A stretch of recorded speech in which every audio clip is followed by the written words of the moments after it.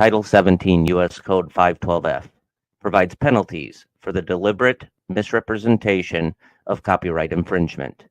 The owners and authors of this video, the common denominator, and the Paramystic Broadcast Channel are a nonprofit 501c3 exempt organization and believes in good faith that it constitutes educational fair use, as per Title 17 U.S.C. 107. Persons, agencies, attorneys, and or social media algorithms filing a false or frivolous Digital Millennium Copyright Act complaint may be subject to civil liability. Warning: the following content may contain elements that are not suitable for some audiences. Accordingly, viewer discretion is advised.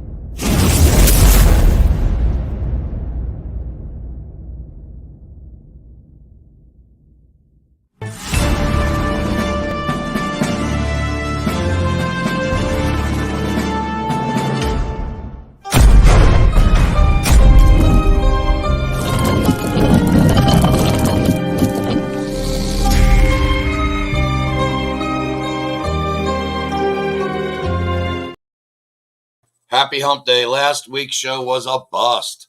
Had to remove it. It was horrible. The sound you couldn't hear.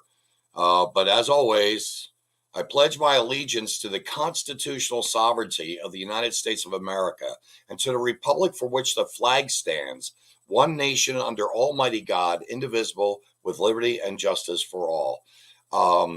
Folks, I can't make this stuff up. I was listening to the news and someone said something I thought was really kind of cool. So familiarity can bring forth favorability. If coupled with authenticity, one can and will be victorious. Believe it or not, that's very true.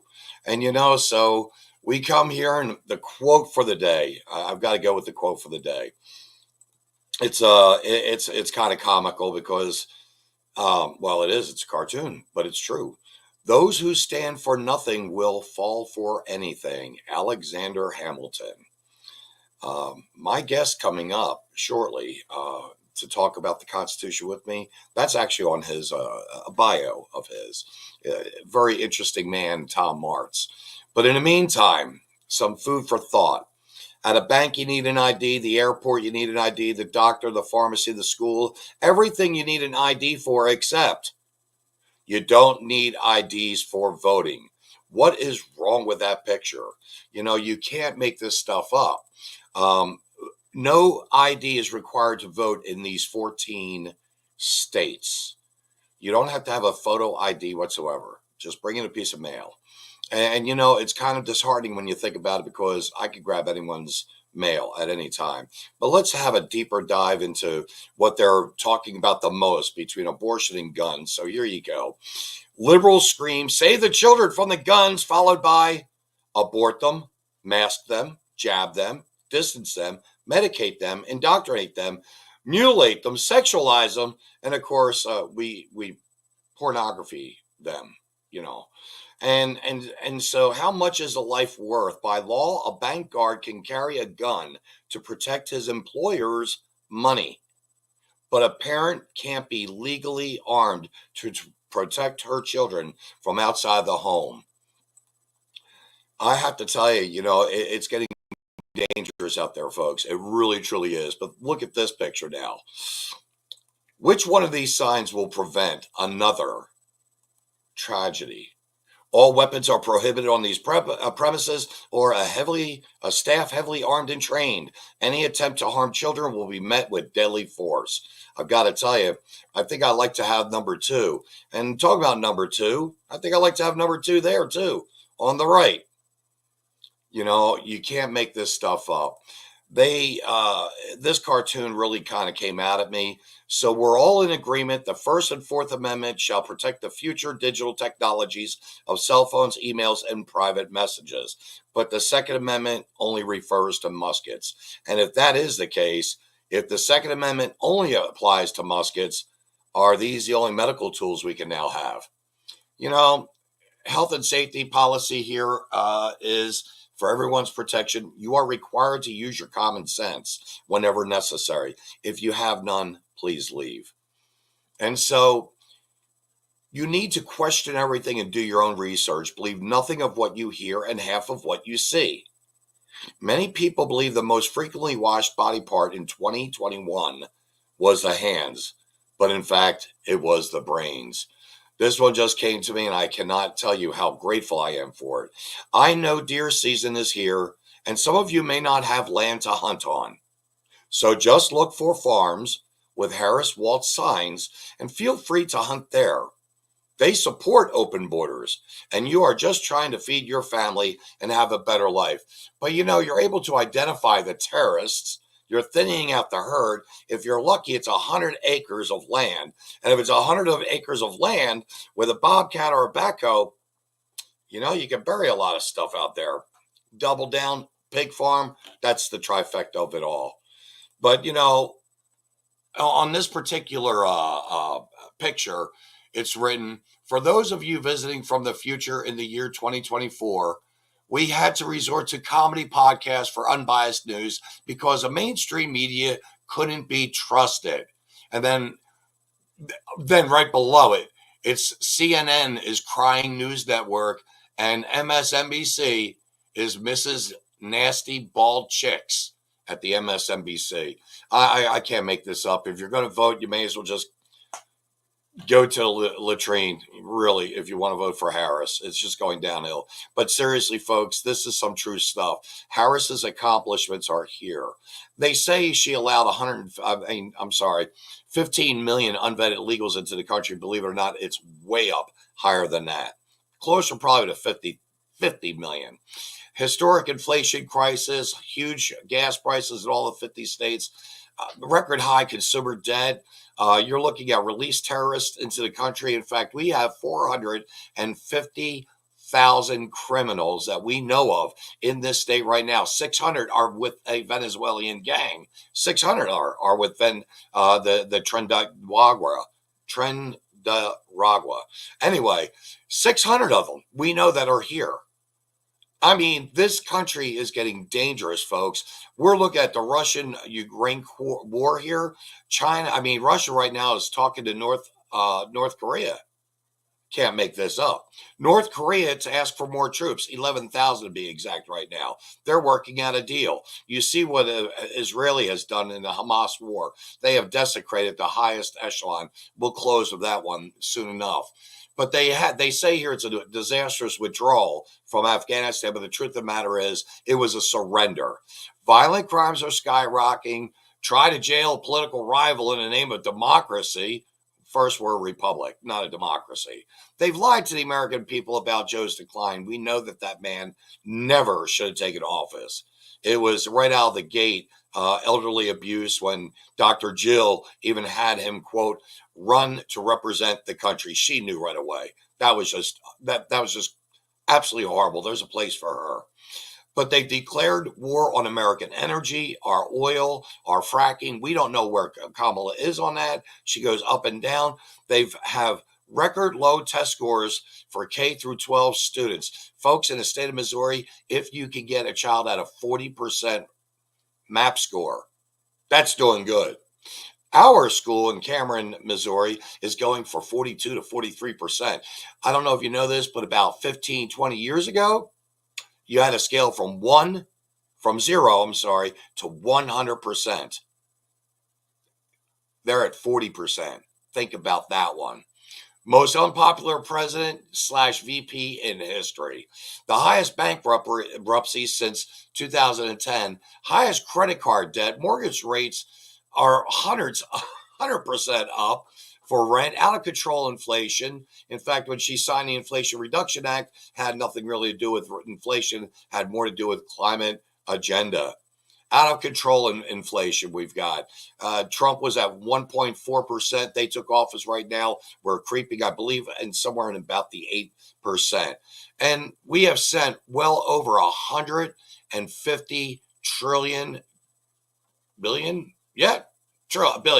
150 billion to Ukraine. And the agenda is to support sex change. Let's not forget also the money they've sent to Iran. But these are the headline news right now. Democrats are fearing the race may be slipping away from Harris. The clock is ticking on Kamala Harris. That's from Politico, The Hill. Early voting could signal serious danger for Harris in Nevada. Longtime reporter says. Telegraph, there are ominous signs that Harris' blue wall is collapsing, and Harris has 2 weeks to turn it around. But I can't say anything other than this. She brings out the superstars. She brings out all of the, quote, Hollywood celebrities, the rock and rollers, the rap stars, all 9 yards. If you've been paying attention, Beyonce, Lizzo, Stevie Wonder. Now, I like Stevie Wonder. I will say that. I favor him. The rest of them, not so much. But they doubled down today, believe it or not, or was it yesterday? Eminem, XXX rated music. And boy, does that guy have a special place in my life. But, they want to make fun, believe it or not. They want to make fun of Donald Trump, who is literally, this is like almost a Norman Rockwell painting, Andy Warhol. You can see the vibrant colors. This is like, Trump has really put out some great natural pictures. Nothing that he's had to, quote, pose for. It just happens. He gets shot in the head and he's yelling, fight, fight, fight 2 minutes later. Now, we look at the TikTok videos on views. Trump was over 300 million views in the United States. Okay, 300. I don't know what happened back here in late July, early August. I think that might have been the start of her campaigning. I don't know what she did, but apparently she had something going on. Maybe it was waltz strip dancing or something. But seriously speaking, we are at some very, very, very odd times. This is a most crucial, electrifying. I mean it. You've got to vote like your life depends on it. It really does. And by the way, this goes out to shout out to little Julie Ringer. She's the admin on Under the Bus and on Facebook there. And I really liked her. I had her on last week. Look forward to having more of her on, no doubt. So, folks, I'm going to close this up right now. And, of course, I have to say, last but not least, I didn't really mention the, quote, dunce in a room. But this knucklehead, believe it or not, did not shoot a firearm off when he was dressed for hunting. He looked like, believe it or not, Elmer Fudd. He didn't have the pointed hat on there, but he looked like Elmer Fudd, and he could not. And he not only could he not load up the shotgun, but he ended up not even shooting it once. And you know, folks, losing toxic people is a victory. Think about that. Look at the people around you in your life. If you know someone's toxic, and you know who they are, there's just absolutely no doubt about it. You know who they are. And, you know, this is really what's going to happen to all these leaders. And this is some of the leaders that we even have possibly in our country for treason. But you've got to take out the main cancer. And right now we've taken out, Israel's taken out everything with Hamas and the Hezbollah leaders. And I've got to tell you, they've done a fantastic job in really, and they do have a democracy there, but they're because they're learning. But, you know, truth be told, they've really done a great piece there. I want to share one last piece. This is a fact check piece, and I don't often get to do these, and it's only about 2.5 minutes long. So we're going to turn around and see if we can get this on here. Oh, come on. I'm going to say it's this one here. And let's see if I can share it. Come on down here. Nope, that's the wrong one for sure. Nope, don't want to do that. This, of course, is pertaining to the voting no, by the way, on voting no on, gosh darn it, Vincent. Voting no on the ballot for number 3 here in Missouri. We're definitely not wanting to, quote, turn this state into a state where we get government funding for all the nasties that they're doing. Let's see if this is it. Please let it be it. Yes, it is. So, folks, let me bring this back over to you, get this introduced. This, you ought to realize, is fact, okay? So this is not made up by me or anyone else. This is, what did I do? Oh, here we go.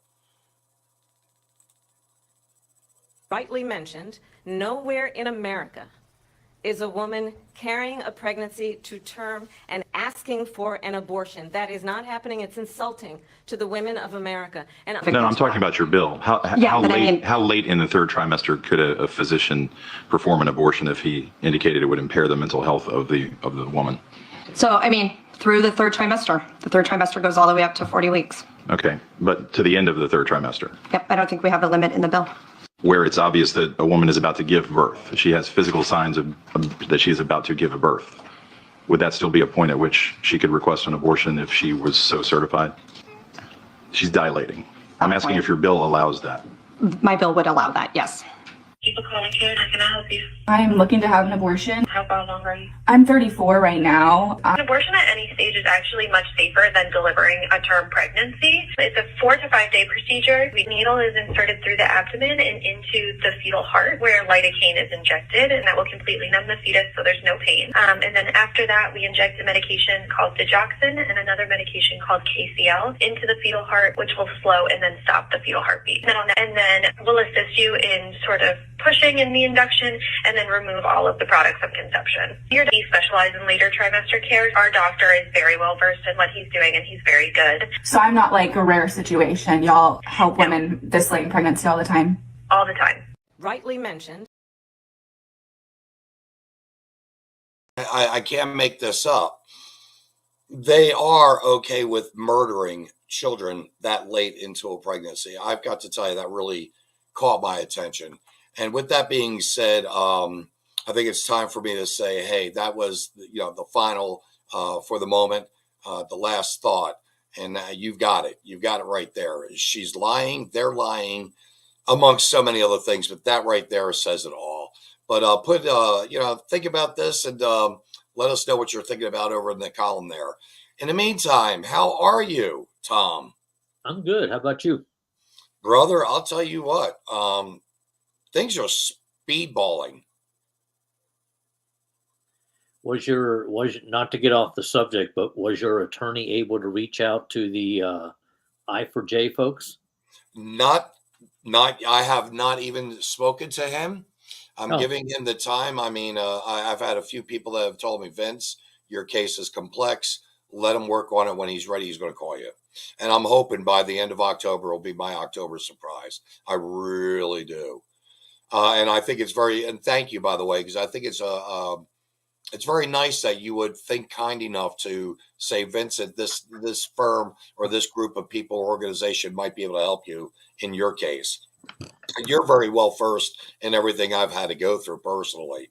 So I know you wanted to do basically a good bit show about the 27 amendments of the Constitution.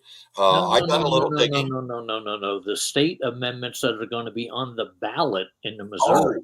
Oh my goodness. I am complete. You know what? I'm good to go with this then. Okay. I'm good to go with this. 27, I had one-liners. I had just sentences. Really good, keeping it good short. I knew you could jump into it and make them deeper. So you take over from here then. I mean, you definitely have a more. I looked at your resume. Impressive. Well, man, I looked at what you have on me as well, and I'm thinking, where did you get some of that stuff? Well, I actually found it online in the Wikipedia on you. I didn't know I had a Wikipedia. Yes, you do. Yeah, if you look up your name, it gives your family, your address, it gives everything. But yeah, of course, I'm hoping it would be an old address.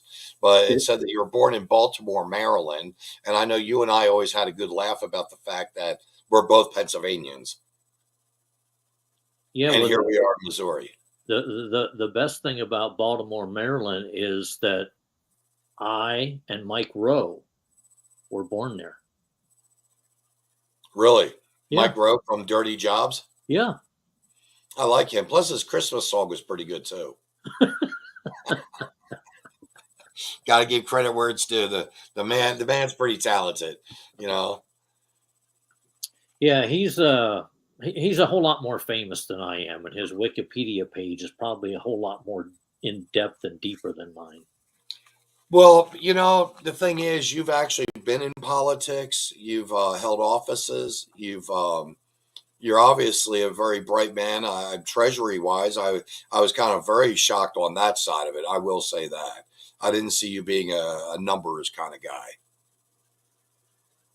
Yeah, but my one fallback is I'm not team red and I'm not team blue. People tell me I need to get on one bus or the other, and I'm on team liberty, and I don't like team tyranny, and I fear that's what you get when you vote nothing but Republican and Democrat. And you know, you did it so well. It's not a Republican or Democratic thing.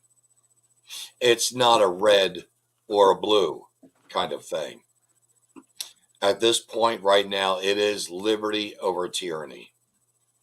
And I also try to say it's the lesser of two evils you have to choose, because that's all we have at this point. And if Donald Trump is considered the lesser of the two evils, I'll take him. I'll take that evil. But there you go. I had to turn the light on. Since you made me wipe out my blinds to eliminate the aura that I had of the Yeah, well, celestial kingdom behind me. yeah, you look like you had a halo going on. I didn't want you looking too saintly. Hey, have you actually looked at the constitutional amendments that they're looking to put into the state constitution? I did look at 6 of them. And Okay. unfortunately, I even printed them out onto the Facebook page of the common denominator, and you still can't read it. And I'm really upset about that, I will say. Well, But what, go ahead. what I find funny is there's a commercial on the radio that talks about, and this is in favor of Amendment 2, that's the one for sports gambling. They go on to discuss that 38 states have given permission to the people so they can gamble online. And of those 38, I think 6 of them are around and have a state border with Missouri, which got me to thinking. I saw your Alexander Hamilton quote, which I must have it somewhere, but he is my least liked founding father of them all, because he pretty much was in favor of the government that we have now. He was more of a person who wanted a all-powerful national government so it would step on the rights, the privileges of the people and of the, at that point in time, 13 republics, which were supposed to be sovereign. And he was actually in favor of a huge government. And when you've got commercials telling you that these 38 states have granted permission, it just drives me nuts. Because Patrick Henry and Samuel Adams and all those founding fathers would be, if they were here, they'd be going, the state grants you permission to do what? Yes. And it just blows me away. Now, I'm a no on all these constitutional amendment questions. Straight down the line? Yeah, straight down the line. Okay. 2, they talk about how it is that, and I'm going to go to the actual ballot language. It talks about how the annual revenues received from the tax that is being appropriated for institutions of elementary, secondary, and higher education in this state, provided, however, that an appropriation to such educational institutions shall be made only after such annual wagering tax revenues are appropriated as follows. So the first appropriation is to reimburse the reasonable expenses incurred by the commission to regulate sports wagering in the state, to the extent that the commission has not been fully reimbursed for such expenses from the sports wagering fees collected by the state, and the greater of 10% of such annual tax revenues, or $5 million, to go into the compulsive gaming fund, because we're creating a commission to help people if they get addicted to gambling, which is being, if this passes, you'll now be allowed to gamble in the state of Missouri. But we're creating a commission that will help you get unaddicted from your gaming addiction, should you get addicted to gaming. And all that's paid for through, I mean, it's a self-fulfilling prophecy. You're gambling, you're losing money, you get addicted, you continue to lose money. So they take the money that you've lost to help you to get away from your gambling addiction. Correct. And it's just a vicious cycle. It's a vicious cycle. So how much of that money is actually left over to go to education? Well, there is a commercial where I think it's Ozzie Smith from the St. Louis Cardinals is talking about how there's an ironclad guarantee that the money goes to education. Well, it's appropriated to DESE. Kind of like the lottery earnings were also appropriated to DESE. What DESE does with that money is a different story. So when they talk about this ironclad constitutional guarantee that the money will go to fund education, no, it's it's an ironclad guarantee that it'll go to fund the Department of Elementary and Secondary Education, but that is a bureaucracy that is in charge of or given the authority over the entire schooling of the state of Missouri. How they appropriate that money is their prerogative.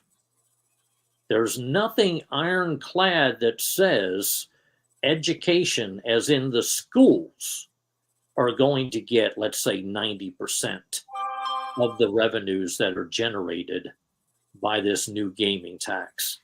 But the fact that that we're getting ready to approve something and put it in the state constitution simply to create a legal framework, when in reality there's nothing right now that prevents you from online gaming within state statute that I can find. The only thing that's preventing it from occurring is because the companies that do it won't allow Missouri residents to do it, because if you try to log in to a gaming platform in the state of Missouri, it'll kick you out. But if you drive over to Illinois and you log in to a gaming platform, you can place a bet, drive back over to Missouri, and you're good to go. Well, Julie here says that the Department of Education is gone. Just think of how much control the government will have. I don't know. Would it increase government control within the state or lessen it? In reality, the local school boards are supposed to have the control of the education within the political subdivisions of which they're located. See, each school district is its own political subdivision. And it is the school board who's in charge of that. The superintendent actually works for the school board, not the other way around.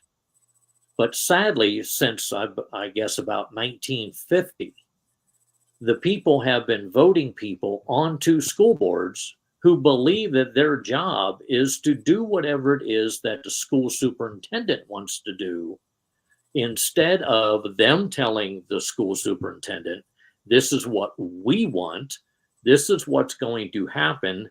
The parents of this school district put us in charge of the governing of this school district, and this is the way it's going to function. And you see, it's I know I can relate to exactly what you're saying, because here in Cameron, the school district, for instance, he is a tyrant. That's the quack, Matt Robinson, Dr. Matt Robinson. I call him a quack. He's overpaid. He's given a $17,000 raise when the GPAs of the students have been declining since he actually started working there 14 years ago. His salary has increased. The GPA has gone down. The board can remove him if they elect to do so. But I have to tell you, they are just so reliant on him.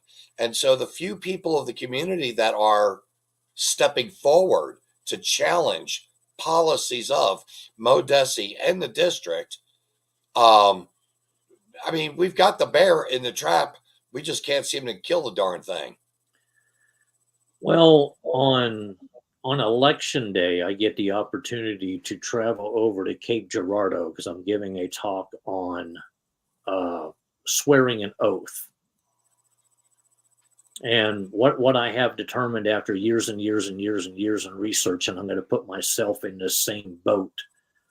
Back in 1980, I swore an oath to Uncle Sam when I enlisted. I had no clue what that oath was, what it was for, what it meant. But the more I have educated myself, the more I've come to the realization that almost 100% of the people that swear an oath have not a clue what that oath is for, why they take it, or what the ramifications are if you don't follow through with it. Because the government, in reality, I shouldn't say the government, because the government's made up of individuals. So anytime somebody says the government, they've got to they've got to look at this as the government is made up of individual people. So you do have individual people who are tyrants. They generally get into government employ because they want to take advantage. They want to be the dictator. They want to be the one who tells you what you can and cannot do. But that is not what their official capacity is if they were to follow the oath that says that they are to defend and support the Constitution. I just happened when I did it. I swore an oath that I was going to defend the Constitution with my life. And after 4 years of getting out with an honorable discharge, I realized how much of a failure I was. Because all foreign enemies and domestic, there's more domestic enemies than there are foreign any day of the week. Even when I was in back in the 80s. You know, I don't, my heart doesn't want to believe what you're saying, but my mind says, I agree with you 99.9%. I do. You don't want to think that you've got people out there that are so misinformed, disinformed, ill-informed, people that just follow the masses of, again, this propaganda machine that we have in mass media. I don't care what anyone says. I believe a lot of the podcasts that I seem to connect with or watch, I don't hear many of them saying things like, hey, let's create a nuclear bomb, you know.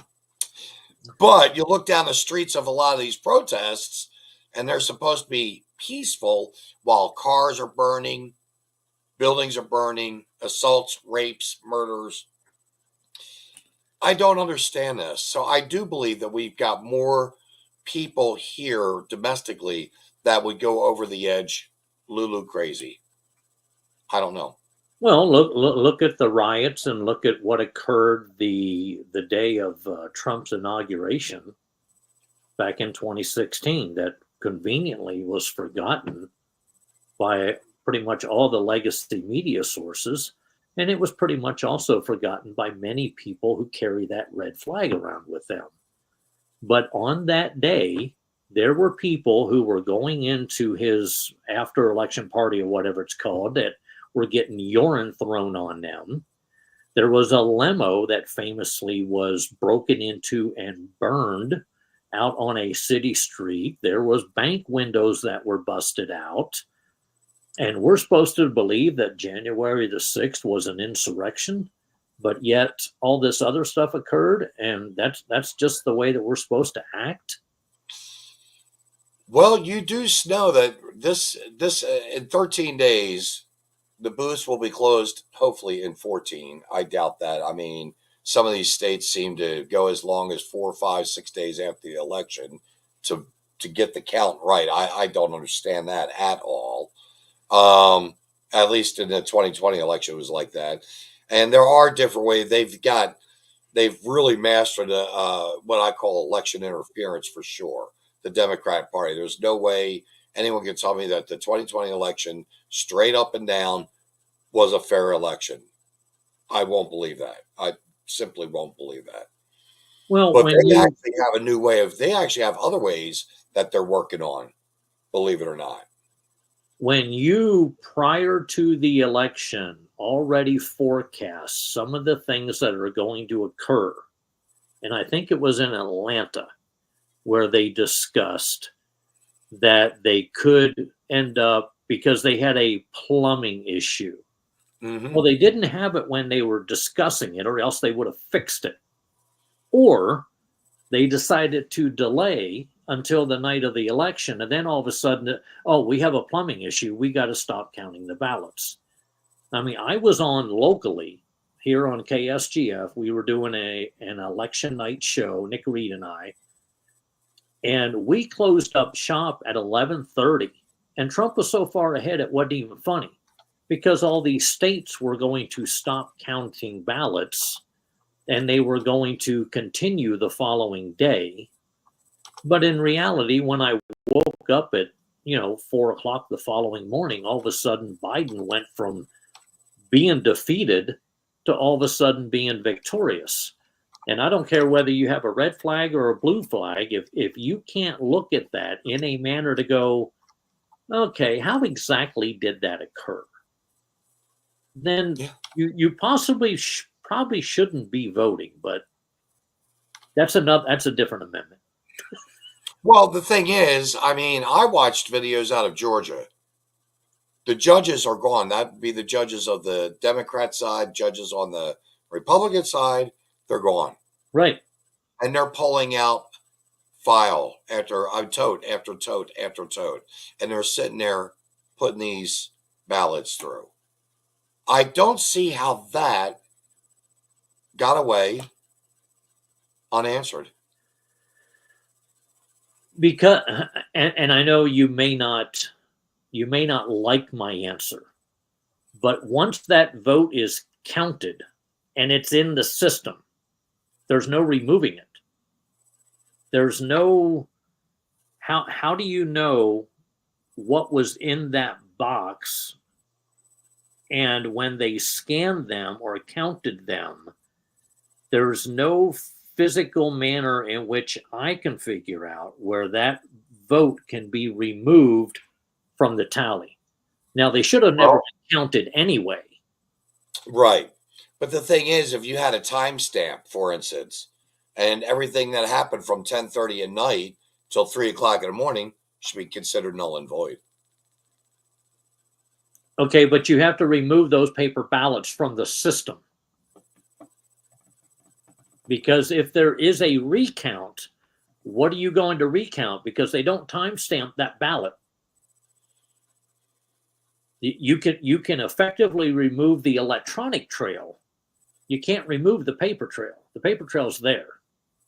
And you know darn well, based on Al v. Gore, or Bush v. Gore, excuse me, from Florida, they will continue to try to count every single ballot, no matter what, over and over and over and over again. And as soon as you make it so that we're not going to count these because of this, now all of a sudden you're stealing the people's vote.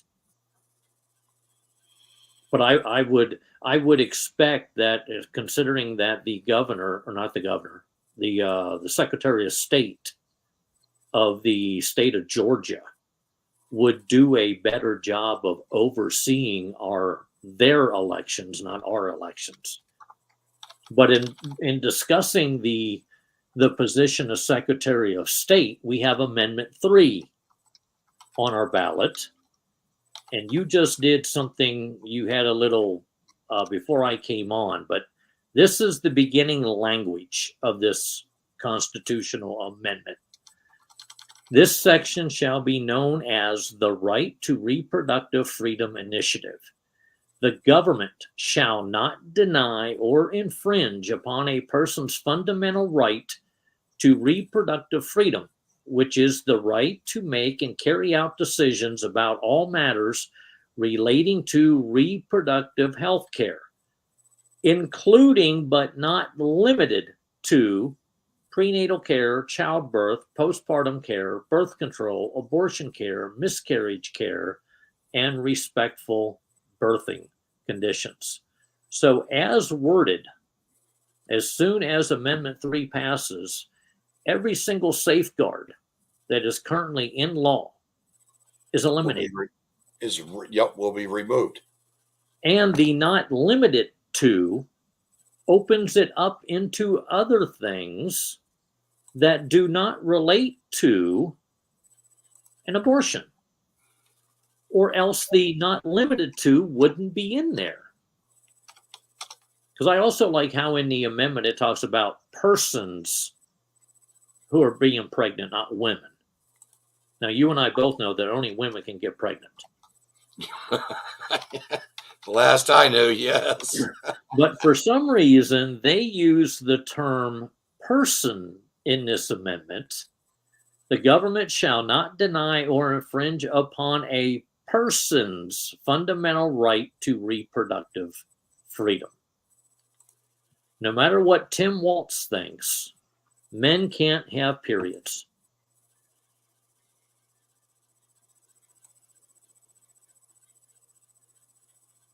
No, she's probably right. Yeah. Yeah. Well, I just don't understand why we want to go backwards. You and I have had this discussion. We usually say another law passed is another right taken away. And in this case, if they were to pass this, that means the sky's the limit on whatever they want to do. If they want to vote yes on 3. Yeah, if they vote yes on 3 based on the wording and the way it is worded, as soon as Amendment 3 passes and is certified, then every safeguard, whether it's protecting the woman who's having the abortion, whether it's protecting the child who is in the womb, is completely gone. I literally could start performing abortions, and I don't know a darn thing about them. And with the way the amendment reads, there's not a darn thing they could do about it. You literally are going back to the point, the Democrats, well, do you want to go back to the point where they're using coat hangers in a back alley? If the Amendment 3 passes the way it's worded, that's exactly what they are doing. And then there is a commercial that I've heard where there's this doctor up in St. Louis. She is not an OBGYN. She's just some sort of a doctor. I don't know what type. She talks about how with the current statutes that are in Missouri, women are bleeding out because they can't have an abortion. But if you read the only state statute that is in existence, it discusses how it is that the doctors can perform an abortion under emergency circumstances. Who determines that? It's not the government, it's the doctor. If it's medically necessary, it's medically necessary. So what doctors are doing now is they're basically washing their hands going, well, I don't know. I could be convicted of murder if I go ahead and perform this abortion. So you're going to have to go to Kansas, or you're going to have to go to Texas, or you're going to have to go to Louisiana. You're going to have to go to some state that allows that to be performed. But it specifically states in the state statute, under a medical emergency, the doctor can make that decision to do whatever is medically necessary to save the life of the mother. So we've been, the propaganda on this whole amendment it's freaking extreme. It is. And the thing is, when you take into consideration, and this was a point that a friend of mine and I were discussing, when you think about rape, incest, molestation, basically an unwanted child through those events, you still have a term. You still should have like a trifecta. I mean, a trimester, the first, the second, or the third. I don't believe you go all the way to the third and then say, guess what? I don't want to have the child because I was raped. And the other thing is, you never know, because they don't keep a record of the individual that says, well, I was raped and that's the reason why I want to get rid of the child. Well, who raped you? There's no police report. There's no identifiable sperm donor in that case. So you're only looking at 1.67% of abortions that are through rape, molestation, incest, and then the second category, of course, is a mother's life is compromised. If it's 1.67, the rest of it is nothing but birth control, willful birth control. Well, I think in all sincerity, that is what it has been predominantly used for. It was also, in reality, it was used as a mechanism to hold down the population of blacks. Most of your Planned Parenthoods are in The predominantly minority areas. The Margaret Sanger was she was basically Hitler's right-hand man. Hitler was the Jews, and Margaret Sanger pretty much was the blacks. And yet a huge percentage of those people just can't seem to get off that plantation and vote in a manner that's would be deemed appropriate for them. For some reason, they just seem to, well, if the master says I have to vote this way, then that's the way I'm going to vote. Because this amendment also goes on to talk about how it says no person shall be penalized, prosecuted, or otherwise subjected to adverse action based on their actual, potential, perceived, or alleged pregnancy outcomes, including but not limited to miscarriage, stillbirth, or abortion. Nor shall any person assisting a person in exercising their right to reproductive freedom with that person's consent be penalized, prosecuted, or otherwise subjected to adverse action for doing so. And this also includes mental health. So if you can actually convince your pregnant girlfriend, if you kick her in the stomach and cause her an abortion, and as long as she says, well, I'm okay with that, well, you as an individual, the only thing that you're really not guilty of anything unless she decides to press assault charges on you. But part of the issue too is we've got two different definitions for what life is. If you're in an auto accident and you kill a woman, whether intentionally or accidentally, who is pregnant, you are charged with two crimes: the life of the mother and the life of the unborn. But yet, in other parts of the law, you can get rid of the unborn because it's not considered a life at that point. So which is it? You're either going to define it one way as life, or you're going to define it the other way, that it's not life. And then you end up with the probability of, hey, at 8 months, 27 days, 13 hours, this woman up and decides that she mentally cannot handle being a mother. So whammo chango, she goes and have an abortion. And I've actually listened to a doctor.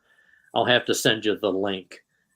But there's a doctor who used to be an abortion doctor who describes in great detail the abortion and how it's performed, and how they have to extract all the parts of the fetus. They got to make sure that they have 2 legs. They got to make sure that they have 2 arms. They got to make sure that they have an abdomen. They got to make sure that they have a head, just to make sure that there's no probability of infection after this occurs.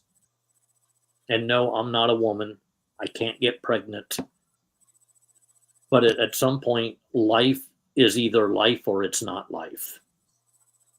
And Amendment 3 is just basically making the case that life really isn't life until the mother determines that it is life. And I guess that's after the child comes out of the womb. Right. I find it to be a very difficult.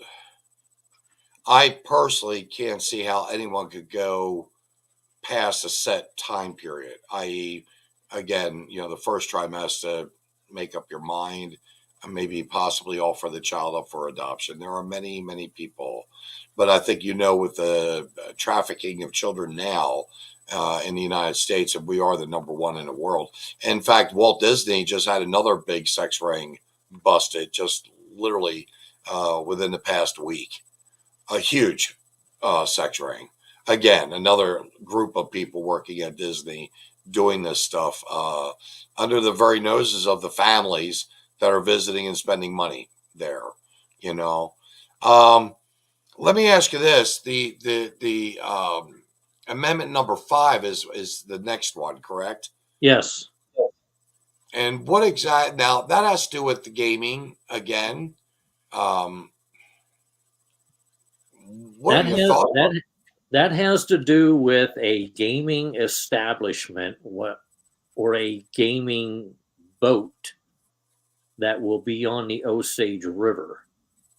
Currently, in the state constitution, there was a cap put on gaming boats. It all started that, back when Mark Twain, the gambling boats going up and down the Mississippi River. So they basically allowed the application of a gaming boat. Don't even know if there was any state regulations at that point. It occurred. Then in I forget what year the Constitution was one of these constitutional conventions in the state. It was created that there could only be either 10 or 11 gambling establishments on a river or a gambling boat on a river. The problem is some of these gaming establishments aren't boats at all. They're buildings. But because you can see the Mississippi River, that makes you a gambling boat. And they've created this essence where within the wording of the amendment or within state law, they've created this dichotomy where you can build something like, I think it's in Cape Girardeau, where they built the gaming casino, and then they had to trench over toward the building to get the water close enough to call it a gaming boat.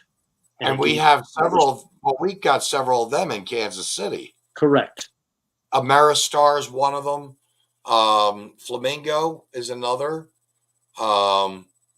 Harris is another. And all they have to do is just have water piped in from the river, go underneath the building, and go out the other side. And that's considered a riverboat. Yeah, and pretty much this one they're trying to get at Lake of the Ozark. It appears by the reading of the amendment, this specific carve out seems to be either for one person who is already predetermined, and it makes it so that this individual or group of individuals will be the only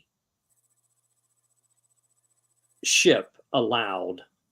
The federal government, according to I think there was I forget which Supreme Court opinion it was, but one of the rights that was listed by the judicial branch was the traveling upon the navigable waterways and businesses on the navigable waterways of the United States. Well, here we have a navigable waterway that the state legislature, or actually I take that back, it wasn't the state legislature, it was the initiative petition process. All three of the amendments that we've discussed already are the petition process. Now I'm going to get back to 3 momentarily too, but on 5, the signatures were gathered. So the whole entire state has to change the Constitution to allow one more gaming facility at Lake of the Ozarks. The people at Lake of the Ozarks don't seem to want this. But all of the text that I'm getting into my phone for all these different amendments, it's kind of odd that all these groups that are supporting all these different amendments, none of them actually are headquartered in the state of Missouri. Really? I've got like several in my phone that the organization who's sending me a vote yes on amendment such and such and such and such, they're headquartered in Virginia. It's some sort of a PAC that is trying to make the attempt to get the voters to pass something in the state of Missouri that maybe the voters don't want. But if you're going to, if that judicial system is correct, and you have the right to earn a business on the navigable waterways, and you want to create a gaming boat or something on the Osage River, shouldn't that just be open? If there's 5, 6, 7, 8, it's survival of the fittest. One of those boats or two of those boats will be highly successful. The others will fail. They'll go out of business. They won't be there any longer. But this amendment seems to be specific to one individual or individuals in a group to make it so that there is a gaming boat up in Lake of the Ozarks, and it has to be within, I believe it's 100 feet of the 500-year floodplain as developed by FEMA. What? Yeah, it's notwithstanding any other provision of law to the contrary, in addition to such licenses as have been authorized prior to January 1 of 2024, the Missouri Gaming Commission shall issue one additional excursion gaming boat license. Such license shall only be issued to an excursion gambling boat that will operate upon the portion of the Osage River from the Missouri River to the Bagnell Dam.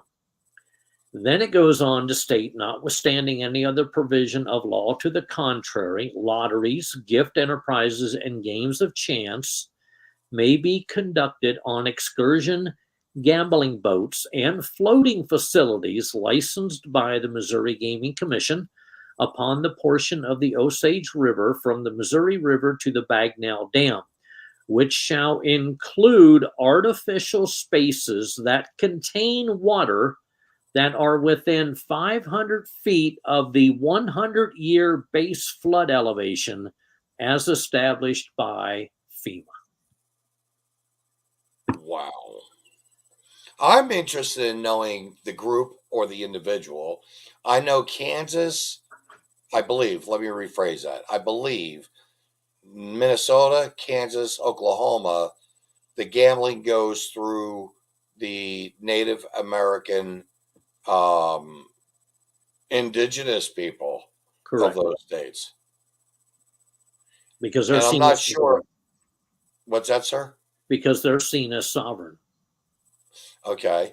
And so those states, and I remember a story I was told probably about almost 30 years ago.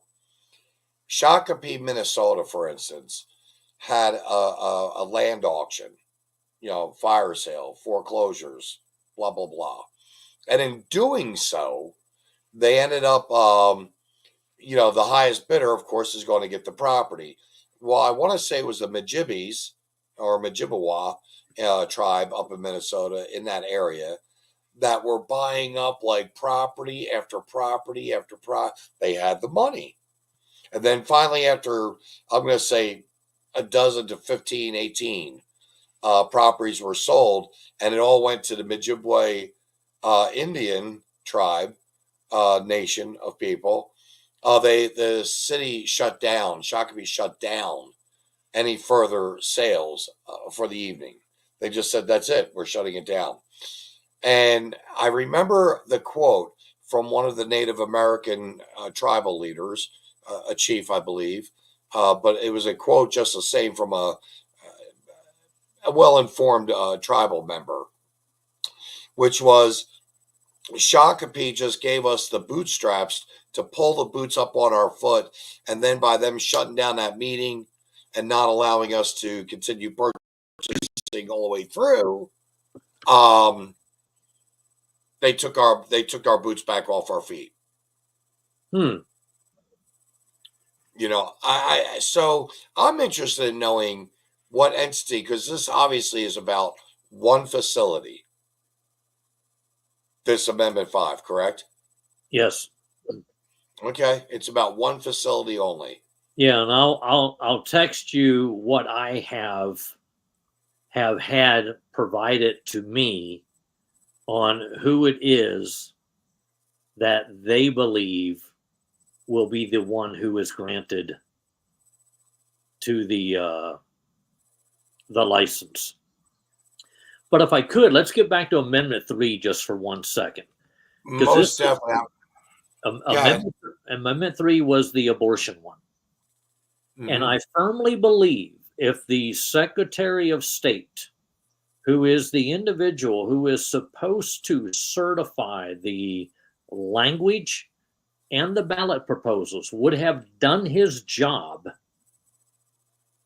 then I don't think Amendment 3 would have been on the ballot, because it is the Secretary of State's job, as by his oath, that the signatures gathered were done in compliance with the Constitution and state law. And state law specifically says that if you are going to put something in the Constitution, you have to also, within all the documentation of the paperwork, when you're gathering signatures, you have to let it be known which laws are going to be usurped by said constitutional amendment. The people who were getting the signatures on Amendment 3 did not do that. So you literally were unaware that this constitutional amendment was eliminating all the laws that right now protect women from a botched abortion. From butchery. Yeah. So the Secretary of State, who, for a lack of a better term, I have to say he doesn't know what his job was, or he was not in keeping with his job, approved Amendment 3 to go on the ballot.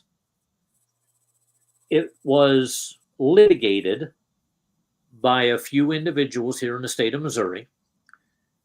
Justice Limbaugh, yes, relative of Rush, determined that the Secretary of State failed in his obligation to not certify Amendment 3.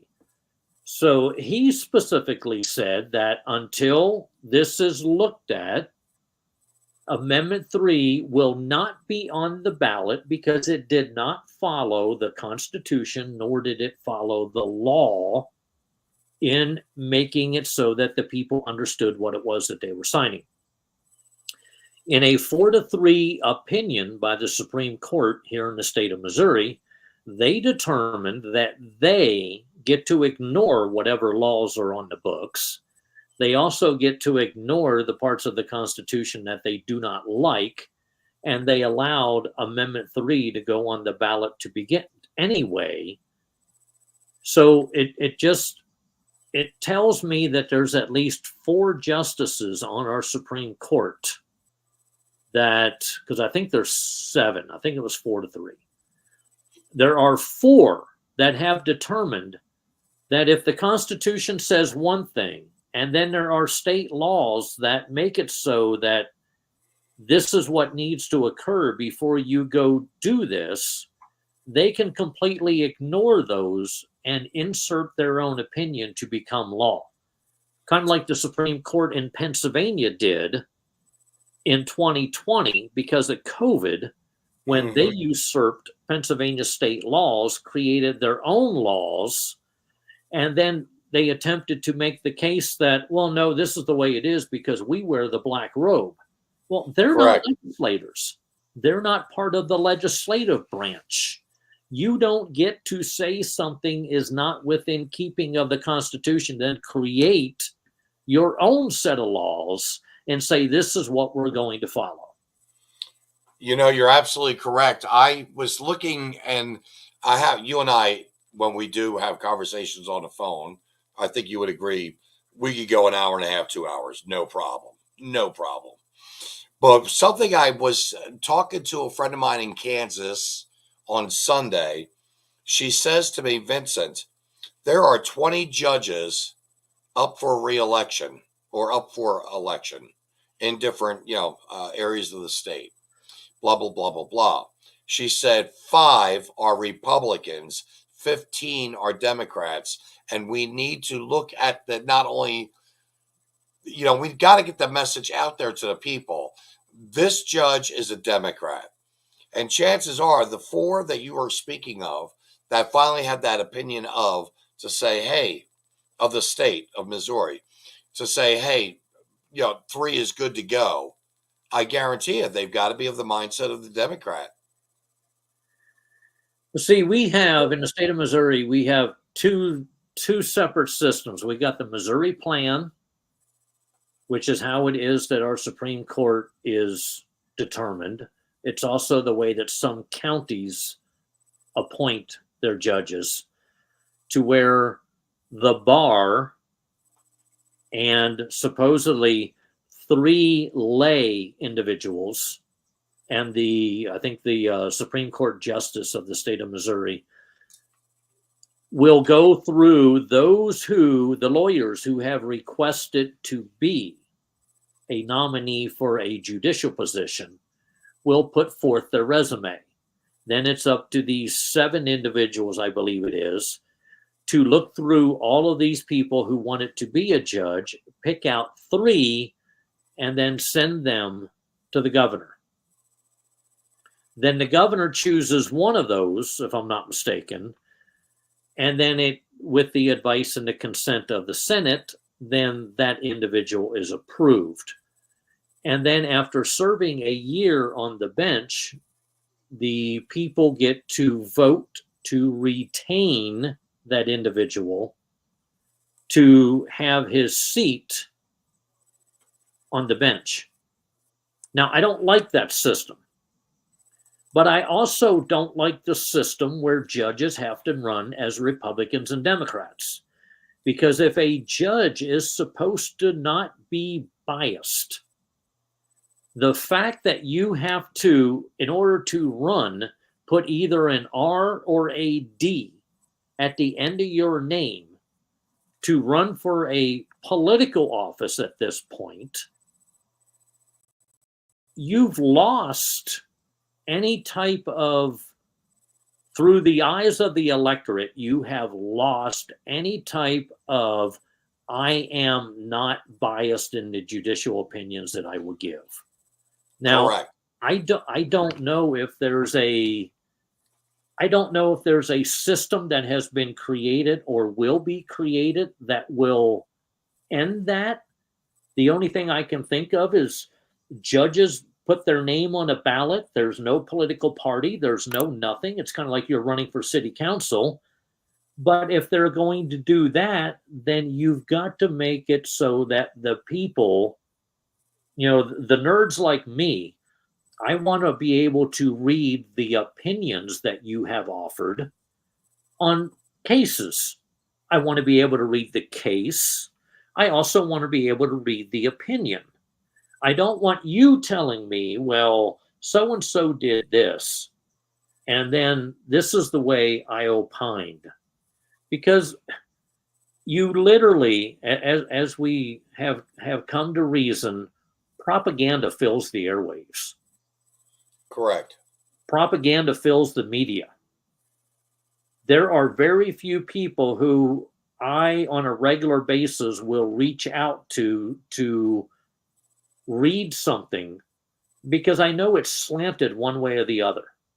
It's incredibly difficult, and I forget what the service used to be, but there used to be a media source that you could get.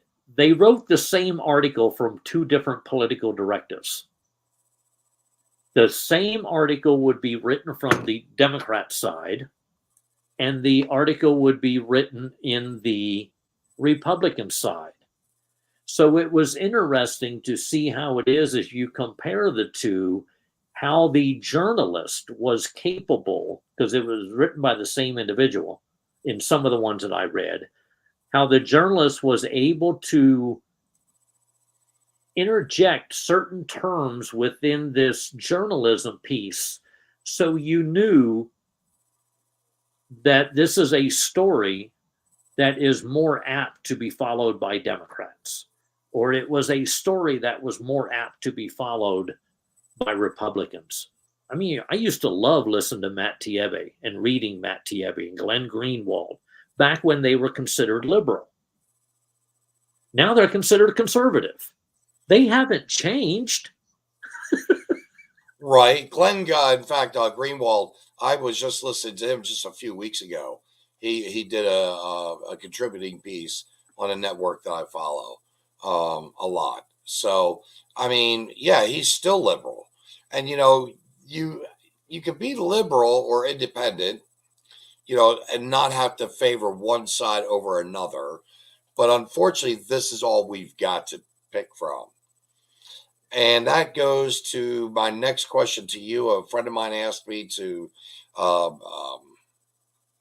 ask you this, because again, it's kind of about judging and so on and so forth. But why is it that we have, and correct me if I'm wrong, in the Constitution, 2/3 of the House has to vote on something in order to get it into law, and yet we go with 50+1?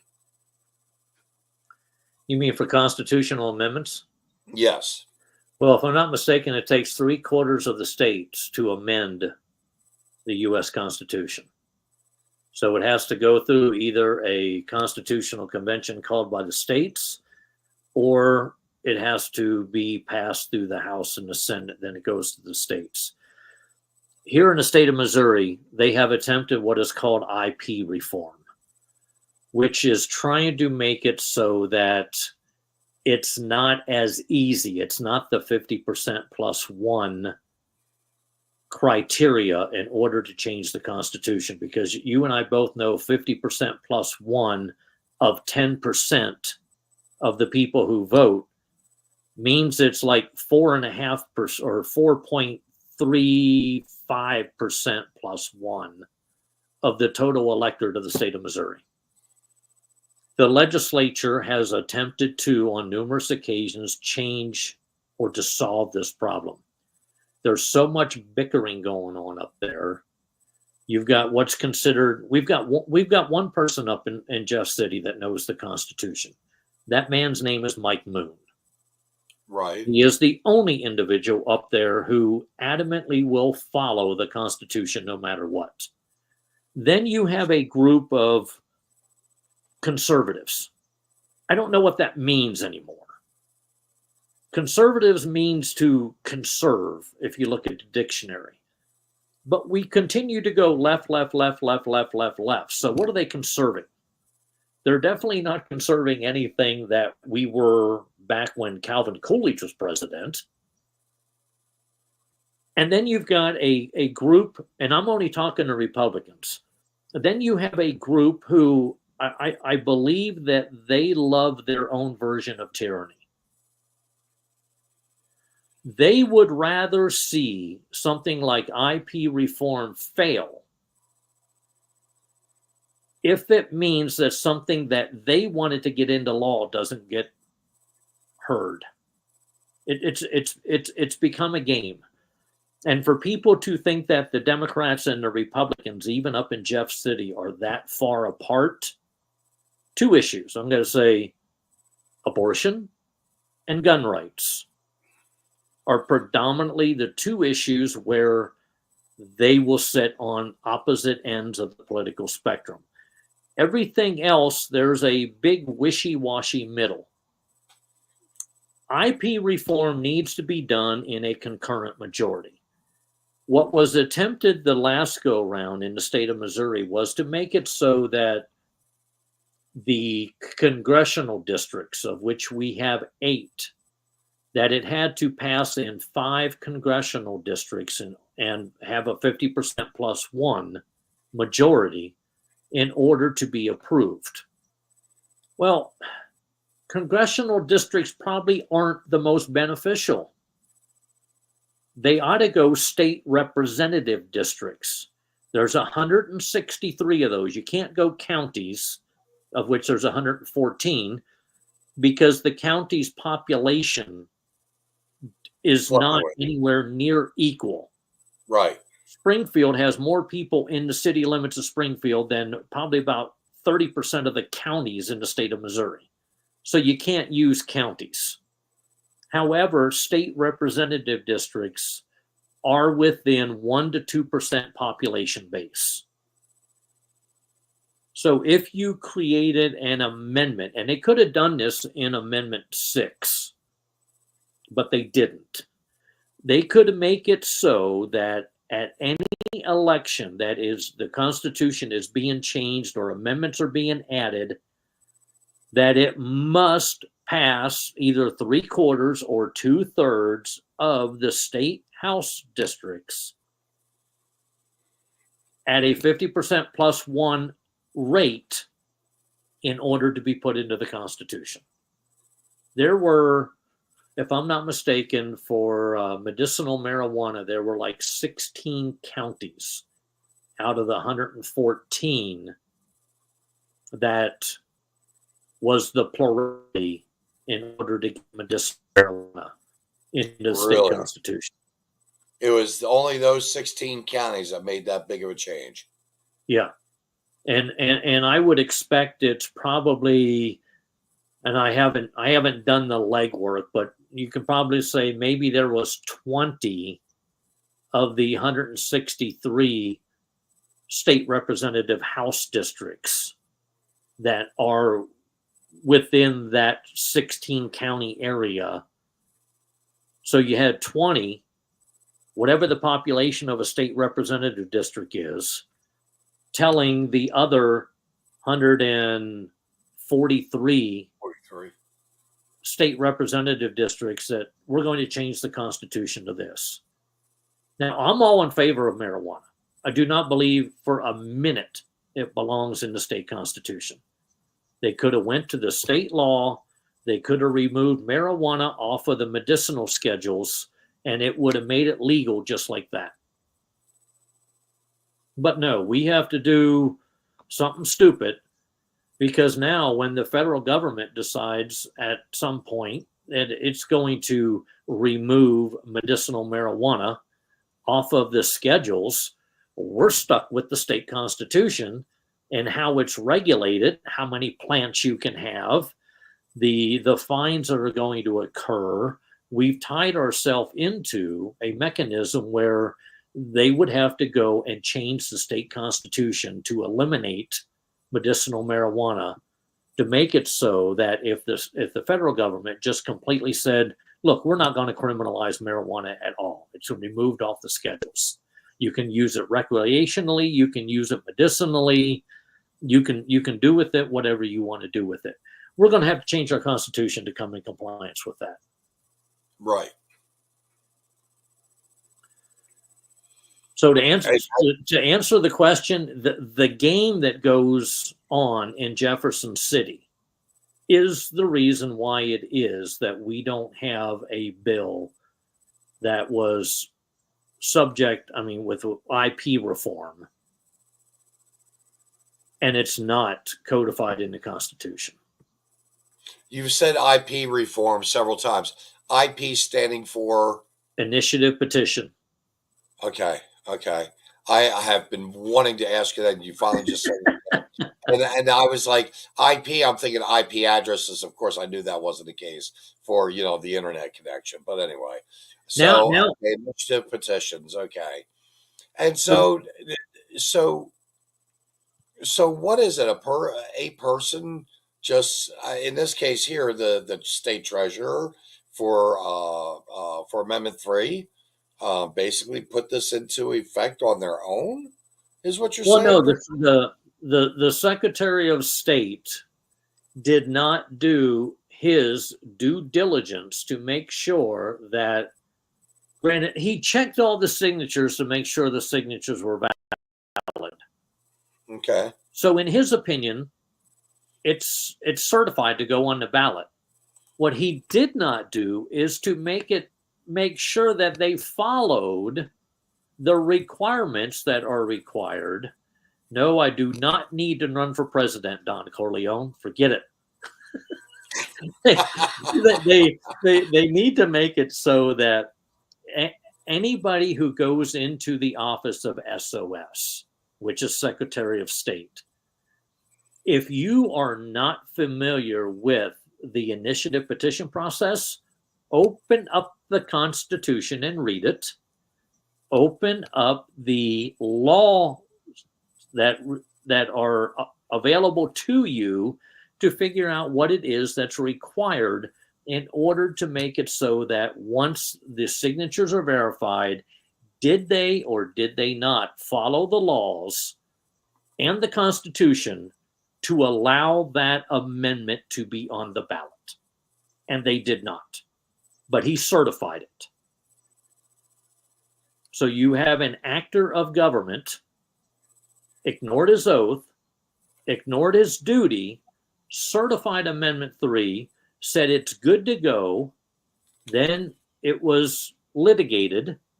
There was a judicial opinion that was offered that said, but wait a minute, this can't go on the ballot because they didn't do this, they didn't do this, they didn't do this. I think in all sincerity, Justice Limbaugh wrote, and this is rare when this happens, he wrote an opinion that literally a sixth grader could understand.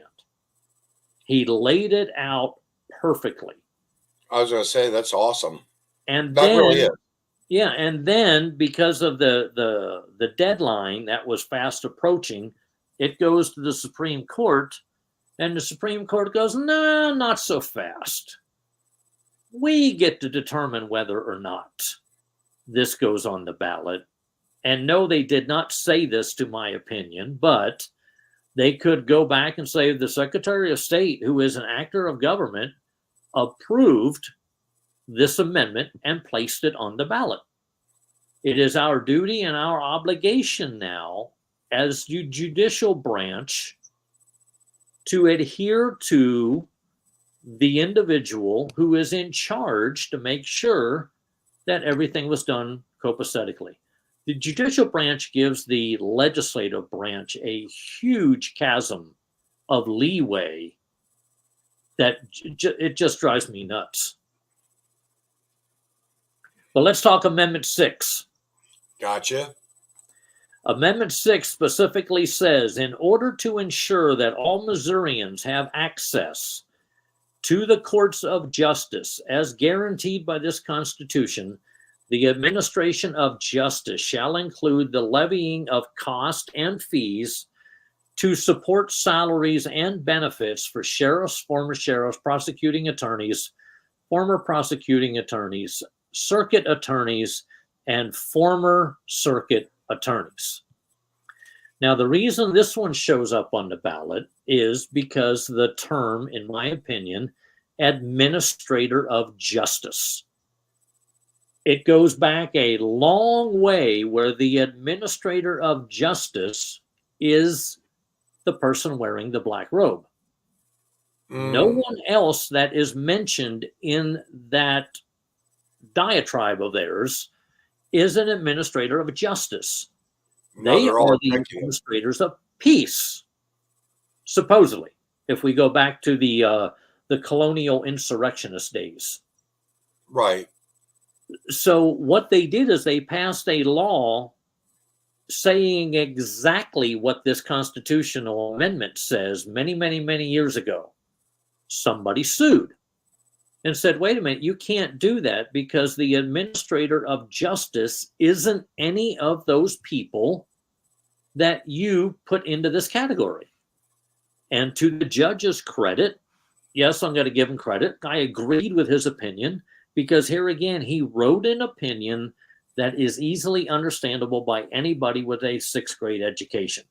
He says basically that the administration of justice, its well-known definition is the judicial branch. Everybody that you're trying to add into this does not fit into the administration of justice. And what also ends up happening is if they get to attach court fees and fines to pay for their retirement, which is what they're attempting to do, what happens to the tickets in a specific area if you're trying to build up your pension system? Hello, Ferguson. Well, wouldn't that actually be a conflict of interest with the a sheriff's department? And I'm not so sure about the prosecuting attorney, but the sheriff's department would be more of the executive branch. Well, the sheriff's department is a county position, not a state position. I mean, it's the people elect the sheriff. The sheriff then hires the people who are underneath him. Prosecutors are also generally elected.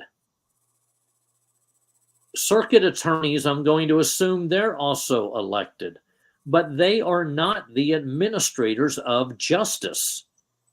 The administrators of justice is the judge. He is the one who is putting forth what it is that you'll end up having to pay, or what it is that will be part of your sentence for whatever law that you are in violation of. And there's another reason I hate this one too, is because the fact that, you know, it's always said that we are a nation of laws, which I hate that terminology, because I can go through the revised statutes of Missouri and I can pick out about 90% of them that are absolutely, they have nothing to do with crime, because the victim is the state. The state can't be a victim. I mean, I had a buddy of mine who recently got involved in an auto accident. He was issued a citation for failure to yield. In January, he will have to go to court. And if they let's say they charge him $250, and then on that $250, you got court fees and you got assessments and this, that, and the other. So let's say he walks out the door for $300. Who's the victim? The state in that case. Does that $300 go to the woman who he broadsided when he pulled out from the stop sign and didn't see her there? No, it doesn't go to her. No.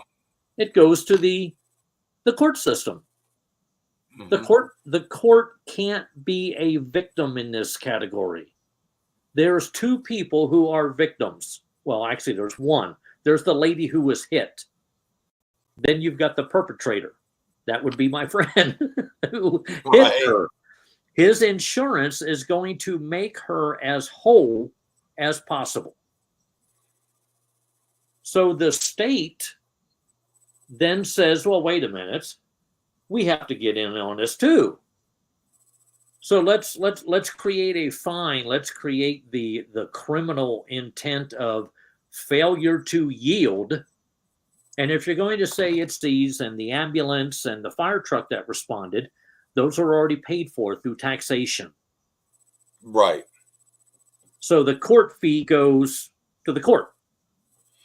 In which case, if there was no ticket written called failure to yield, there would be no reason for the court to exist in this case. Be involved. Yep. But that's the stupidity of our system. Wow. You're making some very good points. That's one thing I really do. I really enjoy about you, Tom. You bring a lot of light in this case. And you're doing this very, very, very well in regards to breaking down what these different amendments are. We've got number 7 is next, and that has to do with voting, if I'm not mistaken, correct? Well, it was titled, this is the last one is the Amendment 6 was not initiative petition. It was created by the legislative branch. Amendment 7 is also created by the legislative branch. When it was titled, it was about elections. So what they're wanting to do is change all citizens can vote to only citizens can vote. To which, if you take the definition of a citizen, to my knowledge, there's only 2 types of citizens. There's the birthright citizen. There's the naturalized citizen. You don't get to proclaim you're a citizen simply by living here and paying taxes.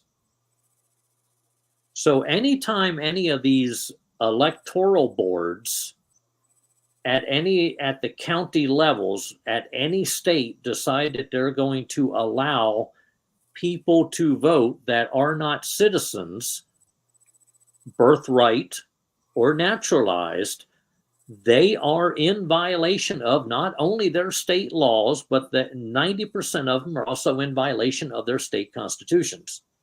Nobody gets held to account for that. Now, the second part of Amendment 7 is to make sure that ranked choice voting does not become the law of the land. So literally, when you go down to cast your ballot in an election, which I'm going to define election for you here in a minute too, because a lot of people are not aware of what an election is. But when you go down to vote, you only get to vote for one person. If there's 5 people on the ballot, you don't get to number them 1, 2, 3, 4, 5, and then make it so that if one of those individuals does not have 50% of the vote, well, number 5 gets removed, and then we see if number 1, number 2, number 3, based on how it is that the ballots were numbered, if one of those people can go to 50%. How people understand that system, how people even deal with that system, is not something that I want to attempt. Amendment 7, the part that I have a huge issue with, and I will argue this up one side and down the other. They are discussing how it is that a political party nominee is chosen ballot-wise. That's not an election. It is a well-known, well-defined for years and years and years and years. An election is when you are casting a vote for somebody who may, if they are victorious, will sit at the seat of government. You're not doing that when you're voting for somebody in the political primary. You're voting for an individual who's going to go forward to the general ballot, which then becomes an election.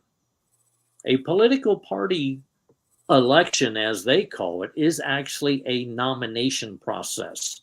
It's not an election.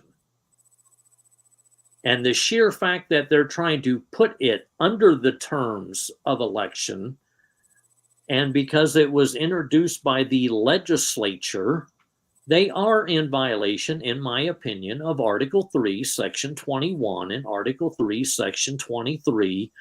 That should not be on the ballot. I don't want to see political parties. It does not name them, but I don't want to see them in the state constitution. How a political party handles its business is the business of that political party. Political parties are private organizations. They're just like Apple. They're like IBM. They're like Anthem. They're like Chrysler. They're like any private corporation. Are we going to get to the point where we tell those individuals how it is that their voting must be done too? We don't want that. No. But yet we've got people who are supposedly, we have a bunch of people who are, they call themselves diehard constitutionalists. And Mike Moon has this little comment at times. He'll go, you know, if I'm making brownies and I sprinkle a little dog poop into the brownie mix, you don't know where I put it, but I sprinkle it in there. And then I go to feed you the brownie and I say, oh, by the way, I put a little dog poop in it. Are you going to eat it? Well, of course you're not. You don't know where the dog poop's at. Right. So basically we're going to, because we want only citizens to vote, which I'm really not too sure that only and all makes that big of a difference, as long as we understand there's only 2 types of citizens: birthright and naturalized. Now, the founding fathers created something called natural born citizen. So even if you're birthright, you really don't qualify as a natural born citizen, because it all has to do with your parents and how they migrated over here and what happened before you were born. But you have birthright citizenship by the 14th Amendment, which it was also only dealing with slaves. It wasn't dealing with anyone else, but that's neither here nor there. And you have naturalized citizens. Those are the only two citizens that I'm aware of that you can have. So whether it's only or all really does not make that huge of a difference, in my opinion. Somebody can attempt to prove I'm wrong, but as long as we're talking the same language, citizenship is birthright and naturalized, there's no reason to change that terminology. Correct. I just feel like, and I mean, and I know you know the heat, the temperature right now of the nation, not only in Missouri, but across the board. With all of the invading, illegal immigrant, alien people that have crossed our border, and I believe we're in agreement that should never have happened, should never have been allowed. There is a process, and we should have had them follow a particular process.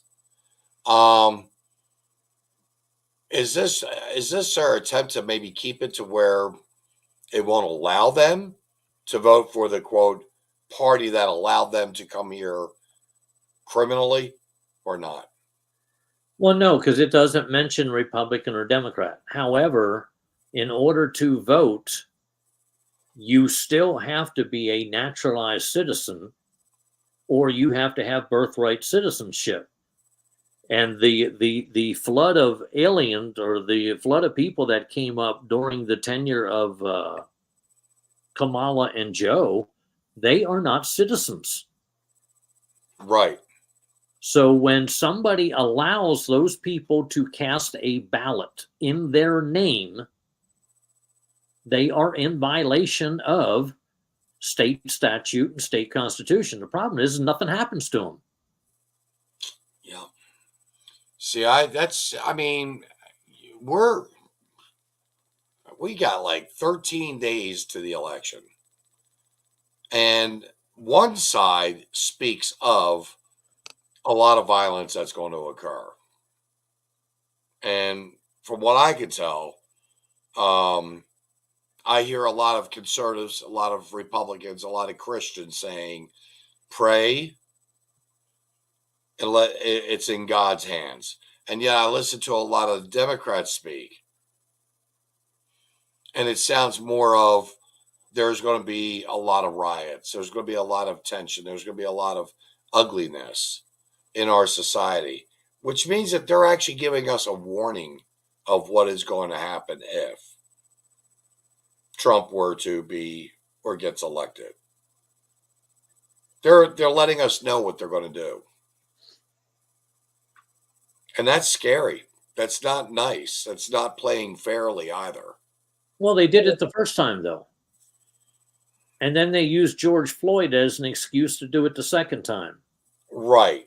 And so in this particular case here, do you think it's going to be worse than what we experienced the first two times? It depends on if the media publicly broadcast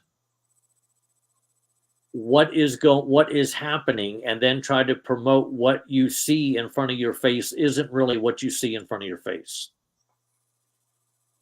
And don't forget, I sincerely believe on January 6th that was also orchestrated. Right. And I do believe it was, I mean, when you've got Nancy Pelosi telling her daughter in a video that she's actually saying, you know, honey, I should have had the National Guard. It was in my power. Really, January 6th was on me. I mean, and Mayor Bowser as well in Washington, when Trump had asked her for 10,000 troops. It's scary. I think that this is going to be, I'm going to hope that it's going to be an amiable, accepting, let's move on and get the country back on track. But 20 years ago, 25 years ago, when we took out bin Laden, there was a unified feeling in America. Did we? What's that? Did we? That's true. It's supposedly SEAL Team 6, I think it was. Yes. Yeah, but they're Supposedly. dead. Yeah. But you get what I'm saying. There was a lot of patriotism, though, at that time. Because we knew by getting rid of the terrorists, this guy here in particular, that was going to be the end of all hell. Now, you've got these 7 leaders that coming into the intro into the program here that have been assassinated, taken out, removed completely from the what I call the chess game of the world. You've got these 7 leaders, and yet you've got a lot of people in America that are supporting Hamas, Hezbollah, and supporting the annihilation of the Jewish people of Israel. Where did our patriotism switch to where we're kind of supporting terrorists, for lack of better words? Because that's what it is. You may not like my answer because it's going to go off in a direction that you may not be comfortable with. Ooh, make me uncomfortable. Can't be any worse than the last time I took off with the aliens and they did an anal probe on me. I mean, and I survived. So come on. For how long has this country and its government been manipulating elections, leadership, and conducting coups outside the boundaries of the states of the United States? Okay, I'm with you. Eventually, in my opinion, people are going to and have shown that they are fed up with, and I don't mean to term it this way, but it's the only way I can think of, the dictatorial authority of the United States over other countries. Part of the reason that we have Russia and Ukraine is because of our desire to get NATO closer and closer and closer to the Russian borders, even though we promised that oath, we promised that we would not do that. And yet Poland's a NATO member. And then these other countries are a NATO member. There comes a point where if your neighbor's throwing trash in your yard, yeah, you may throw it back into their yard, but if they continue to throw it into your yard, you're going to walk next door and something is going to occur, which may end up with one of you two in jail. And I think in all sincerity, we have, as a country, we have manipulated enough people for often enough that the repercussions of what it is that we've done in the past, not only are they taking it out on us in certain circumstances, but they're also taking it out on our allies. And they feel justified. They don't see themselves as terrorists. They don't see themselves as insurrectionists. When we went into Afghanistan and we went into Iraq, you know, those people didn't see themselves as insurrectionists and they didn't see themselves as terrorists. They saw themselves as defending their home country.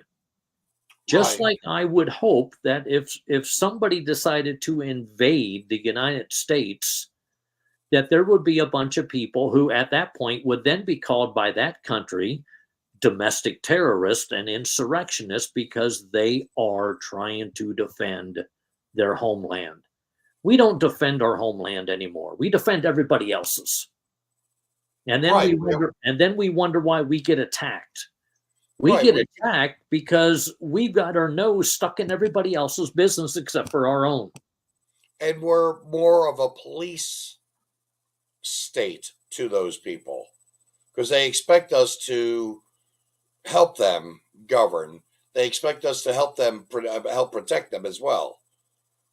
Well, we come in, we create military bases. Right. So we militarily and self-defense wise, we make that country weak.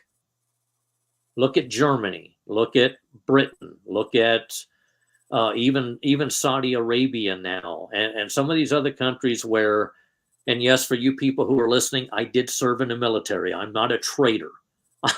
I'm just pointing out the fact that we go in and we create a treaty of friendship and a treaty of defense, and we make these other countries militarily weak where they can't defend themselves. If we started pulling out, and no, not like we did in Afghanistan, That was surrender. but if we started to reallocate some of our resources back where it belongs, and basically told these countries, look, we're going to start exiting so you and your government can start defending your own country. But no, we've got the big bad wolf on the block is the United States. And these other countries see us as something to attack. Now, I honestly don't believe if Trump would have got reelected that Putin would have went into Ukraine. No, I don't think so either. But I also do not believe that Trump would have promoted the fact that we're going to put Ukraine under NATO. That was not supposed to happen. We have reneged on so many deals. And we wonder why it is that certain people and certain organizations, when they find it beneficial or they find a mechanism by which it is that they can attack us, that they attack us. We've got to start minding our own business, and we don't do that very well. And by we, I'm talking government, not the citizenry, because most of the citizens probably, you know, one of the things I keep hearing now that China, North Korea, Iran, and Russia are pretty much our enemies. How long have we created these countries to be enemies?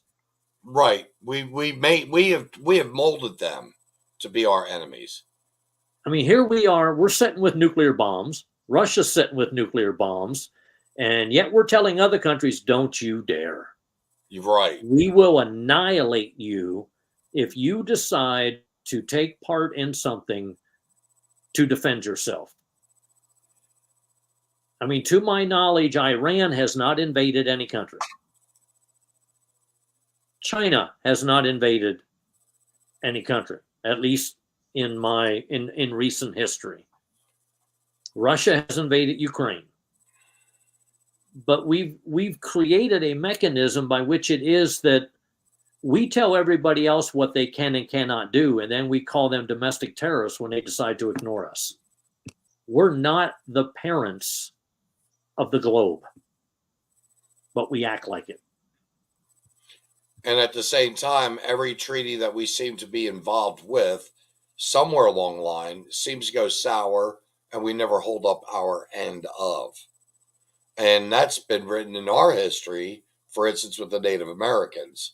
They're told that they will get this, this, and this, and they don't get anything like what they were promised, per se. I mean, this has been going on for 200 years. Oh, yeah. America, has done this. So kind of interesting. I agree with you. I know you said you did. You called me off guard to looking at the bigger picture. But now I'm seeing the little picture even here. I see it better, put it like that. So, Tom, I greatly appreciate that. Did you want to cover this last amendment? Well, the last amendment is actually Proposition A. It's a question. Right. This is the classic example of democracy in work right here. It will be the voters telling business owners how much it is and the benefits by which it is that they must pay their employees because the voters said so. And to my way of thinking, when I started my business, all these people who are trying to tell me what it is and how it is that an employee must be paid, I didn't see them put $1 in my hand to help me start my business. Right. Now, here they are going, well, we demand that you pay this individual this amount of money, And then if they work X amount of hours or you have X amount of employees, then they are required to earn paid time off based on how large or how small your company is. I mean, for people who don't, in my opinion, for people who don't understand economics, the minimum wage seems to be the ceiling for entry-level workers. Hmm? It's not the floor. It's the ceiling. Yeah. And it drives me nuts that people seem to think that if they raise minimum wage to 17 and a quarter or $20 an hour, well, what about the people who right now can't live at $17.25 an hour? Why isn't it $20? Matter of fact, if $20 is real good, then why don't we make it 50? And if you like 50, well, then everyone would be able to survive if they made $100 an hour. Right. These arbitrary numbers that are just made up of nothingness. I am able to market and sell a product and get it into people's homes based on my output of what it is that I do on a daily basis. I don't have, I know I need to make a certain amount of money in profit to pay myself. But trust me, I'm not making minimum wage. I would actually, I think in all sincerity, I'd be getting a raise if I paid myself minimum wage. Because generally the small business owner doesn't make a lot of money until they start to get bigger and bigger and bigger. And then they get more people underneath them. Well, that's not for everybody. Right. I don't want a whole bunch of people that I'm responsible for. I like being the size that I am because it's easier to maintain. It's easier for me to control how it is that the business functions. Yeah, I could expand and get bigger and bigger and bigger. But then I think in all sincerity, the bigger you get, the worse your customer service gets. The bigger you get, the less control you have of the people who are in the field working for you. You've got higher insurance, you got workman's comp, you've got all these different costs and all these different areas by which you become a good boss. And I'll preface that by saying good. A good boss sees his position within the company as one that will make it so that his employees can afford not only to afford his product that he's selling or the service that he's providing, but will also be able to provide for themselves. It was never meant for a family of four to survive on the wage of a French fry cook at McDonald's. Correct. No. Correct. You know, I know you'll agree with me on this. Growing up, because you and I we're close in age. We looked at a place like a McDonald's or a restaurant, a gas station, full service, by the way. That's what I worked. I don't know about you, but we looked at those positions as what would be called character building, the school of hard knocks, the ladder rung of, or the rungs of a ladder, working our way up to where, when we were of age, maybe married with children, that we actually do have a fairly secure position, maybe a unionized position, no longer the apprentice, but no longer an apprentice, but eventually, of course, a master. But you know, you just you work your way up, and like you said, if the glass ceiling is $15, I mean, I have to tell you, $15 35 years ago was kind of a lot of money for me. 30 years ago, $15 an hour now would not. I mean, it just wouldn't do anything. It would not be able to. It just wouldn't be enough. And that's why people have to go out, have 2 jobs or even 3 jobs, 2 part-times and a full-time job. Or they have a double income coming in. Or eventually, in some cases, I remember a family, believe it or not, the son was actually making more money than the mother and father combined. But Yeah, that's because he went to college and, But we've lost the. I mean, back in the 50s, generally, I know this is going to sound sexist, but generally the mother stayed home and raised the children. breadwinners, road males. Right. The dad went out and worked, and on one job, they could afford a house payment, food, and a car payment. Oh, you forgot. Also, usually a 1 week paid 1 week vacation because they had to pay for their vacations. So it's not the fact that people aren't making enough money. The fact is that policies have devalued the dollar so badly that it's worth pennies now compared to what it was in the 50s. A friend of mine had his son working for, boy, this is going to be hard to explain. A friend of mine asked for a mutual friend of ours' son to work with him. And he was going to pay the kid X amount of dollars an hour. I think it was $10. I'll go with $10 an hour. Well, as it turned out, the kid was there for like 6 hours, and he really paid the kid $20. And the kid was like, wait a minute, it was $10 an hour. He goes, yes. But you have to understand, 4 hours you stood around with your hands in your pocket.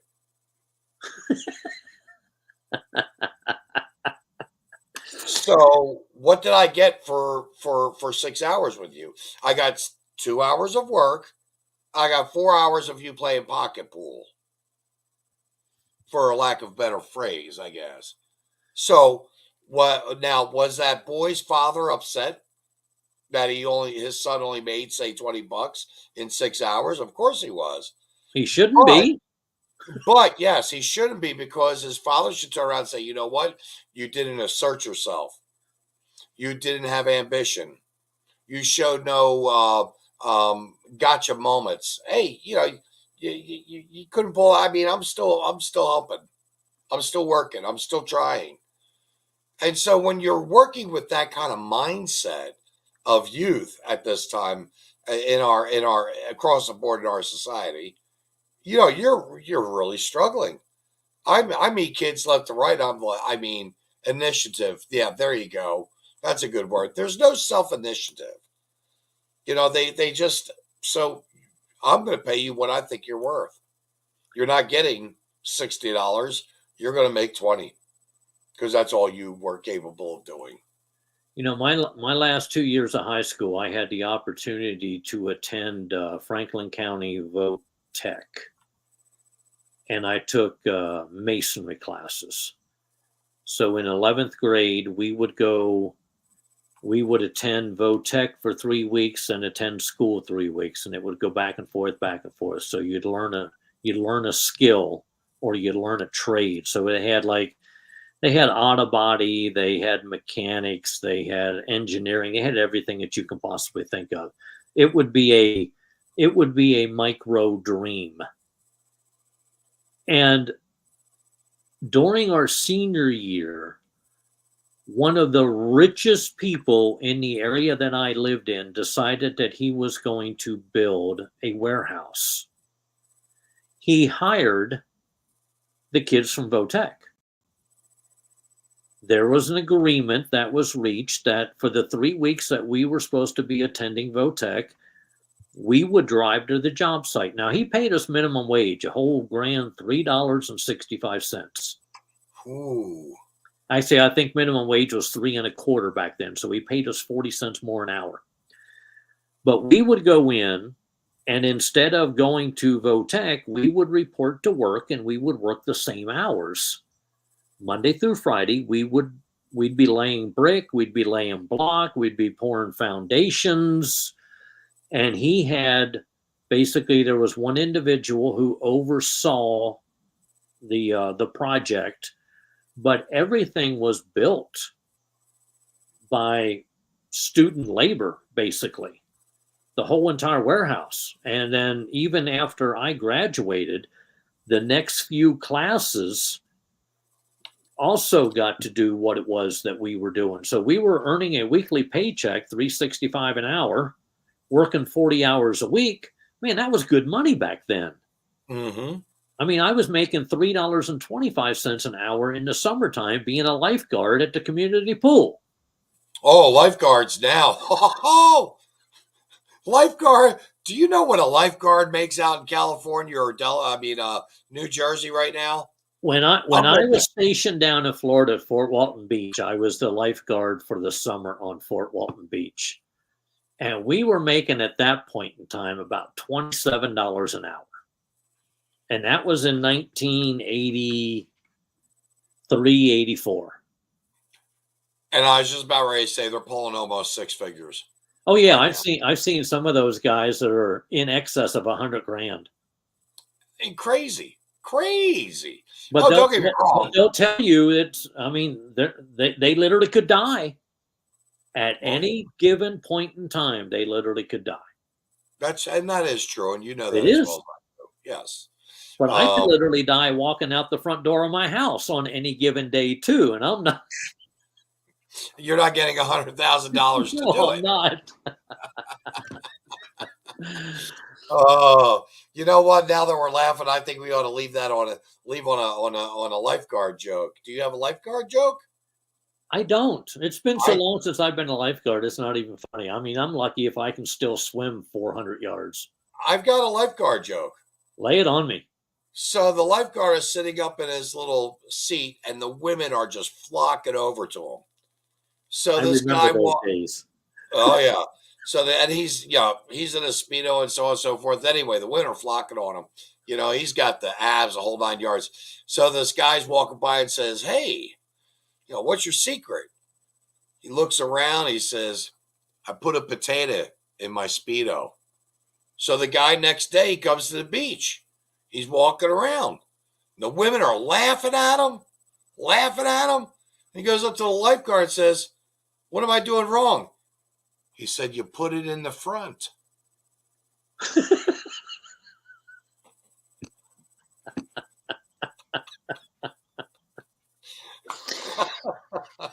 Oh my gosh.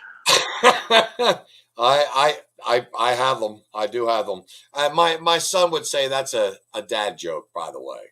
That's there's actually a I think it's on Facebook. There's a whole thing called Dad's Jokes. and some of them just make me shake my head going, no, I'm a father and that would never come out of my mouth. I don't know. I mean, I've been trying to turn the kid onto it, but he doesn't have quite the, I mean, when he says, put it like this, if he says that's a dad joke, I know it was a bomb. But if he says to me, "That was good," then I know it was a great joke. I know it's kind of odd, but his verbiage is what tells me. But so Tom, in closing, I always love having you come on.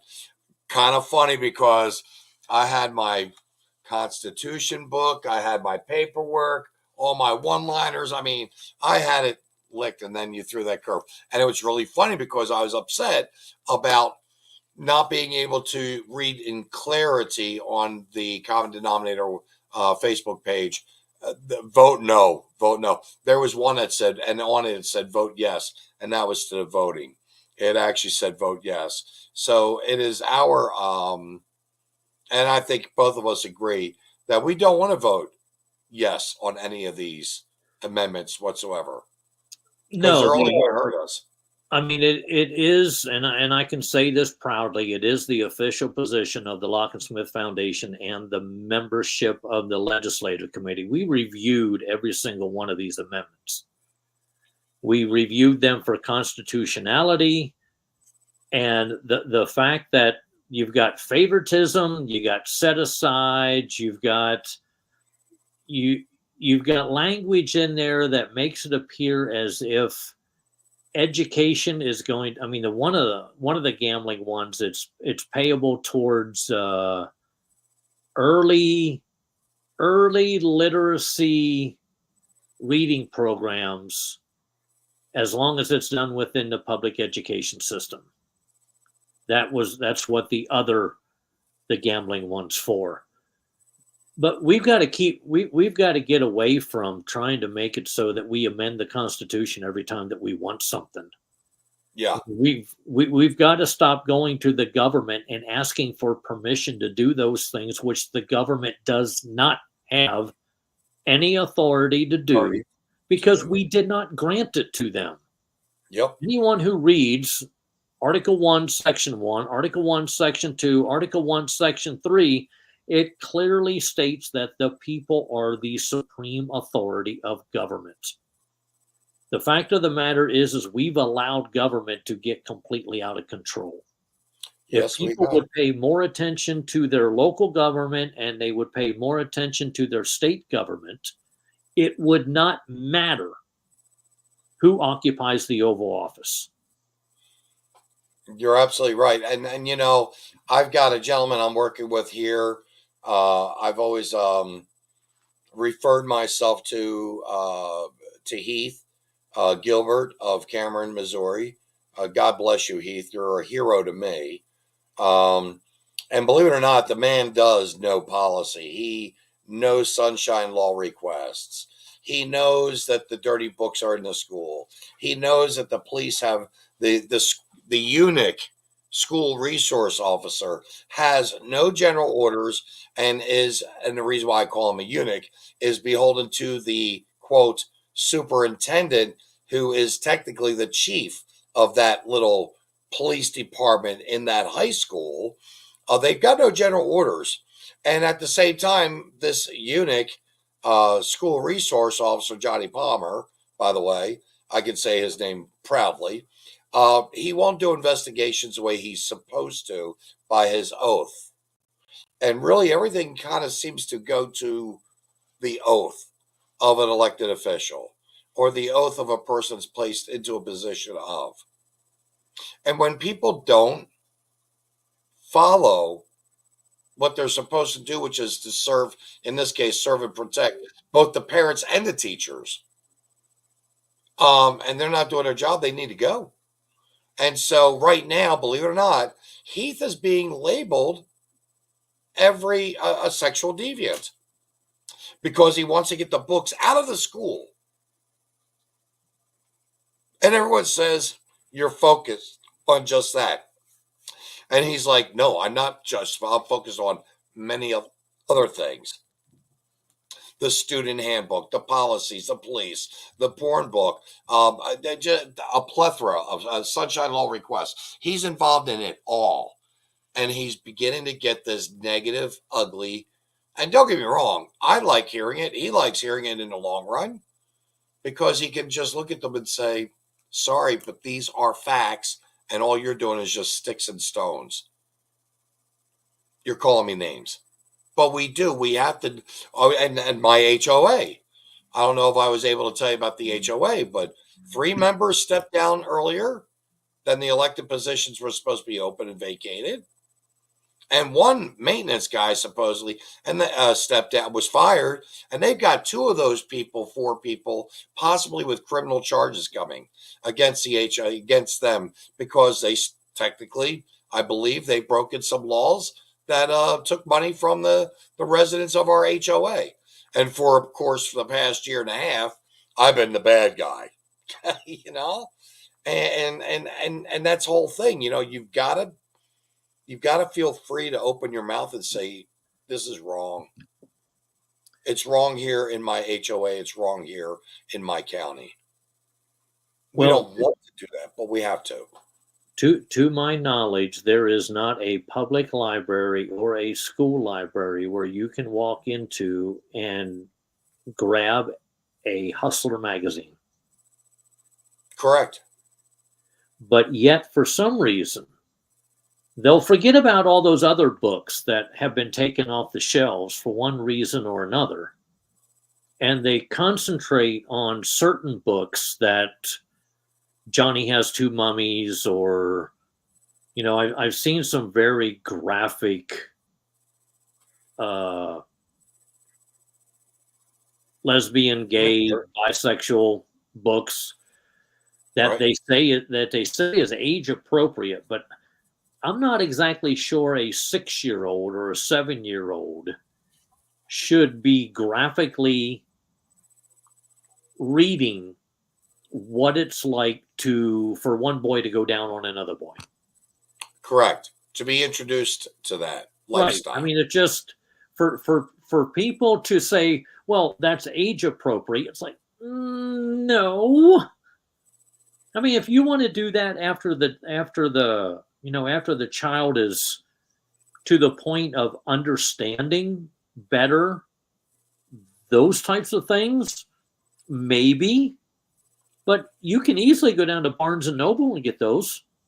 But don't you think that that should be the parents' responsibility for which to even introduce that to their child? Well, I do, but should be allowed to do that. But that's why the parents are supposed to be controlling the school board. And you know, that's the whole thing in a nutshell, Tom, because the past 2 years of me being involved at this point with all of this, I now realize there are some bad apples that we know, that we can identify, that are within the staff and teachers of the school district. But really the biggest people that are the ones that are really not helping are the parents who are not involved at all and could care less. And that just blindly accept. A lot of parents, when they read it and see it, then they say, whoa, wait a minute. I could have had a V8. You know, they just whack themselves on the forehead. But seriously, the parents are not in, because I've been talking about this now for the past couple of weeks, actually, and I'm not afraid to say it again to you. If you could spend as a parent, if you and your wife, and I'm just throwing this at you directly, if you and your wife can spend 14 to 16 hours every month going to your son's football game for 3 months, why can't you or your wife find that and split up, by the way? Each of you go 1 month, rotate. Why can't you find that 2 hours, 2.5 hours max, to go to a school board meeting? And yet they pack the stadiums, and you're lucky if you can pack the room currently at this. In other words, you might get 30 people in there, and 15 of them are teachers. I'm exaggerating, by the way. Well, luckily for us, we home educated. So we didn't have to attend school board meetings. Okay, so you home educated. In your school district, did your kids want to play sports? Well, at that point in time, the kids were pretty much there was this period of time where they were in the truck with me. So they were traveling the country. But then after we got out of the truck, yeah, we got them involved in like intramural sports, taekwondo, those types of things. But, you know, that was 20 years ago, right? Well, yeah, because my oldest just turned, he was born in 88.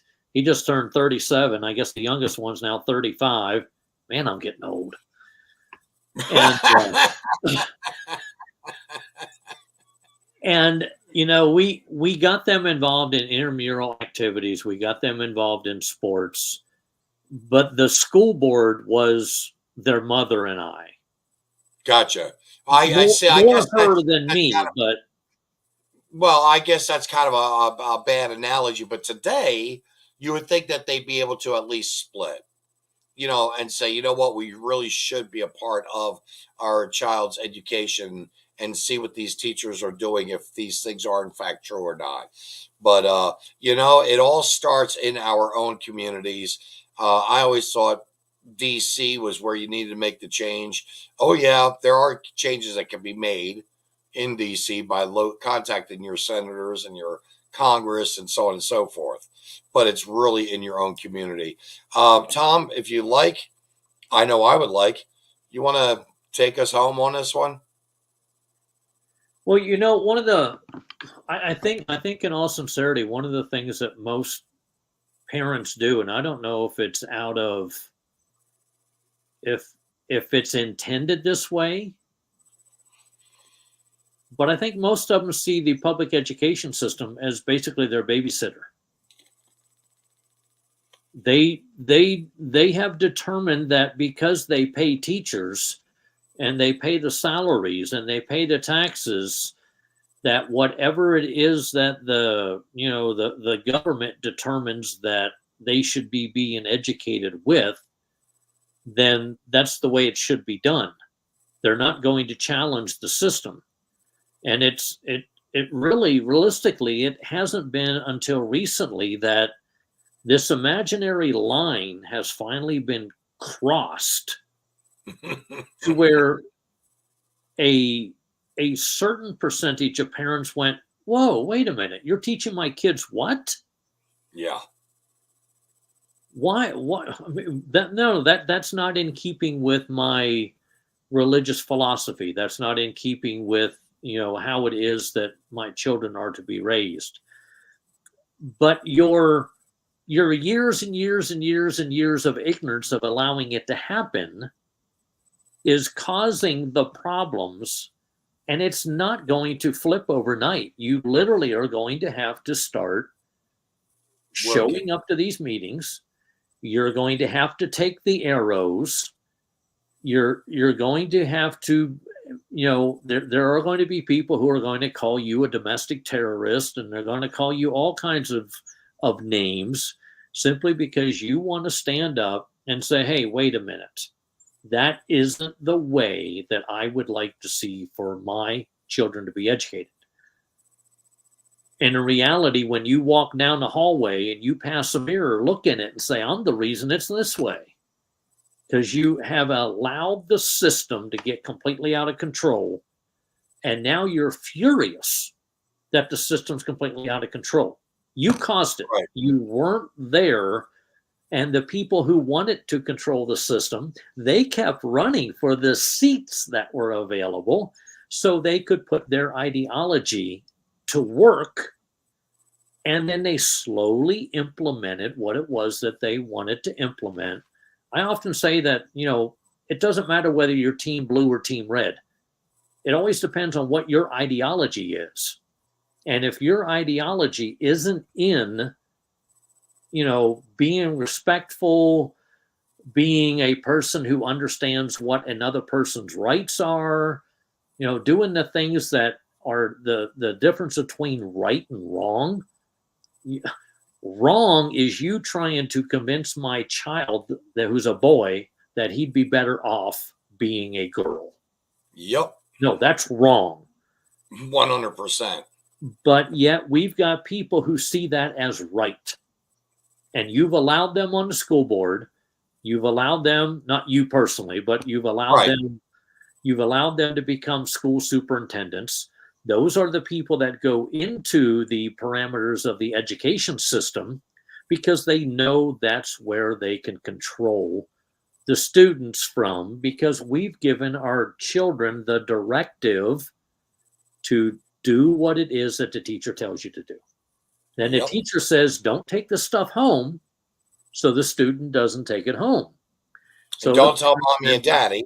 Right. The parents then left in the blind. And then 3 or 4 years later, they go, well, when did this happen? Well, it happened when you weren't paying attention. Yep. Well, Tom, I want to thank you very, very, very much for coming on.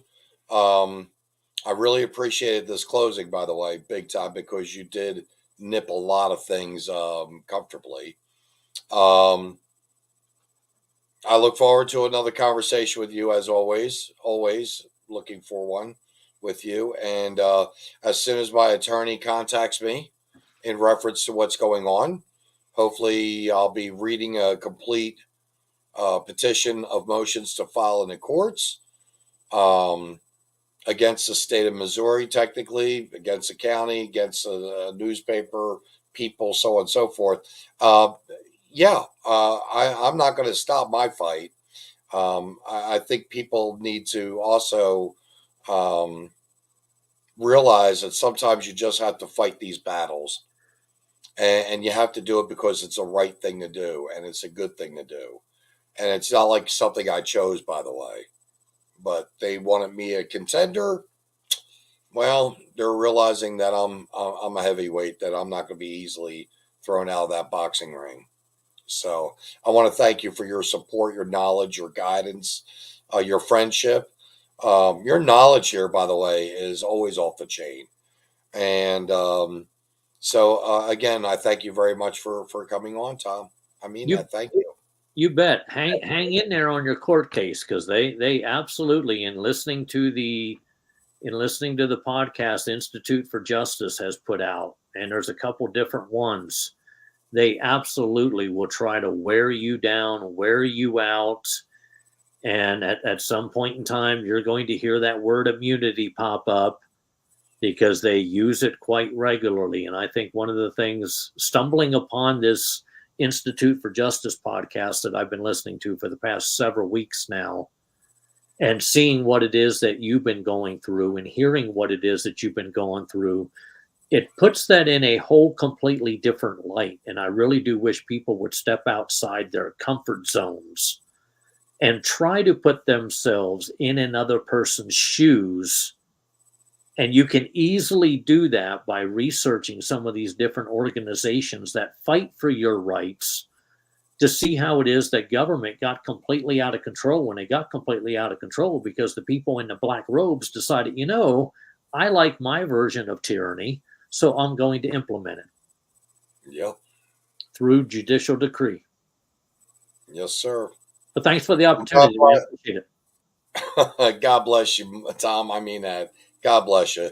We'll talk soon. Yes. I can't believe we actually spent 2.5 hours. Oh, I can. Yeah. And you know what? It's the best 2.5 hours I've spent all day long today. In fact, probably for the whole week. And so remember, vote no on all the questions and the amendments. In the state of Missouri, vote no on everything. Gotcha. Thank you, sir. You bet. Have a good evening. Peace. I'm very blessed to have some of the most wonderful people in my life.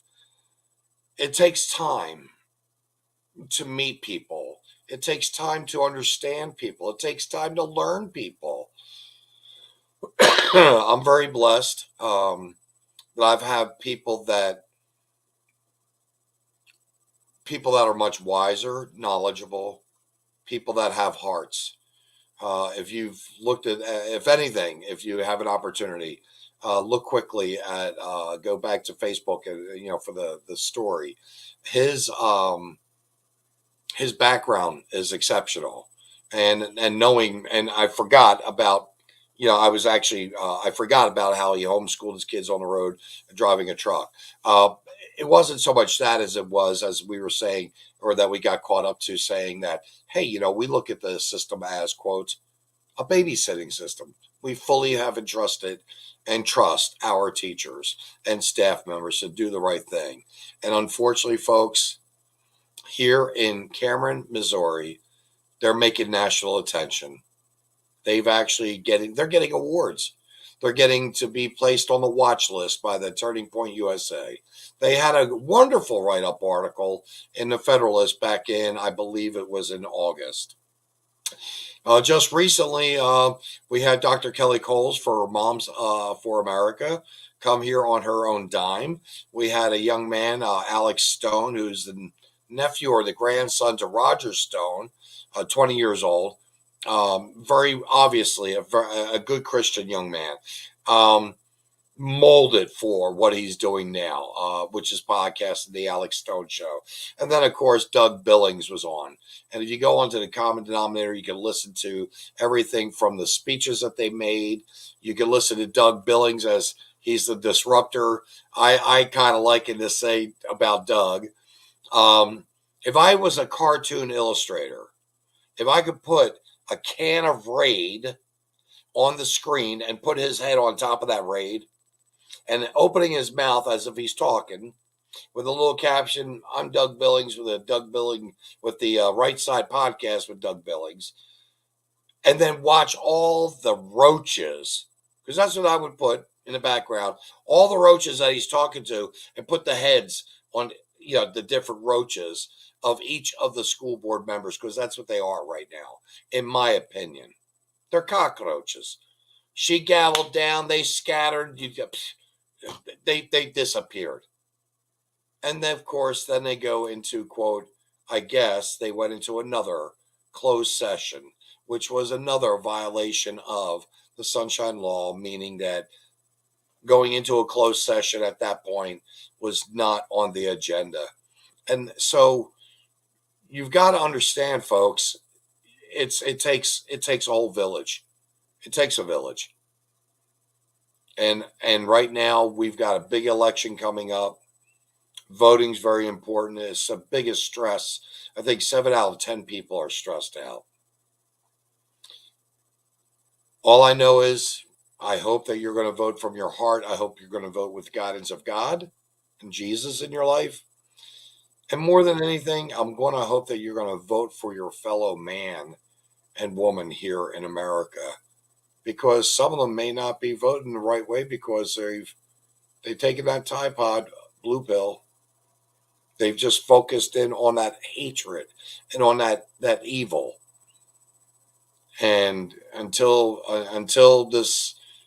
it goes one way or the other, and I'm just going to pray that my president, Donald Trump, gets put into office again. In the meantime, God bless each and every one of you. Thank you for coming on and watching. And just know there's a reason why all of this is happening. And maybe it's because America needs to have a new awakening from being woke, but a new awakening of just how blessed we all are. See you next week. Amen.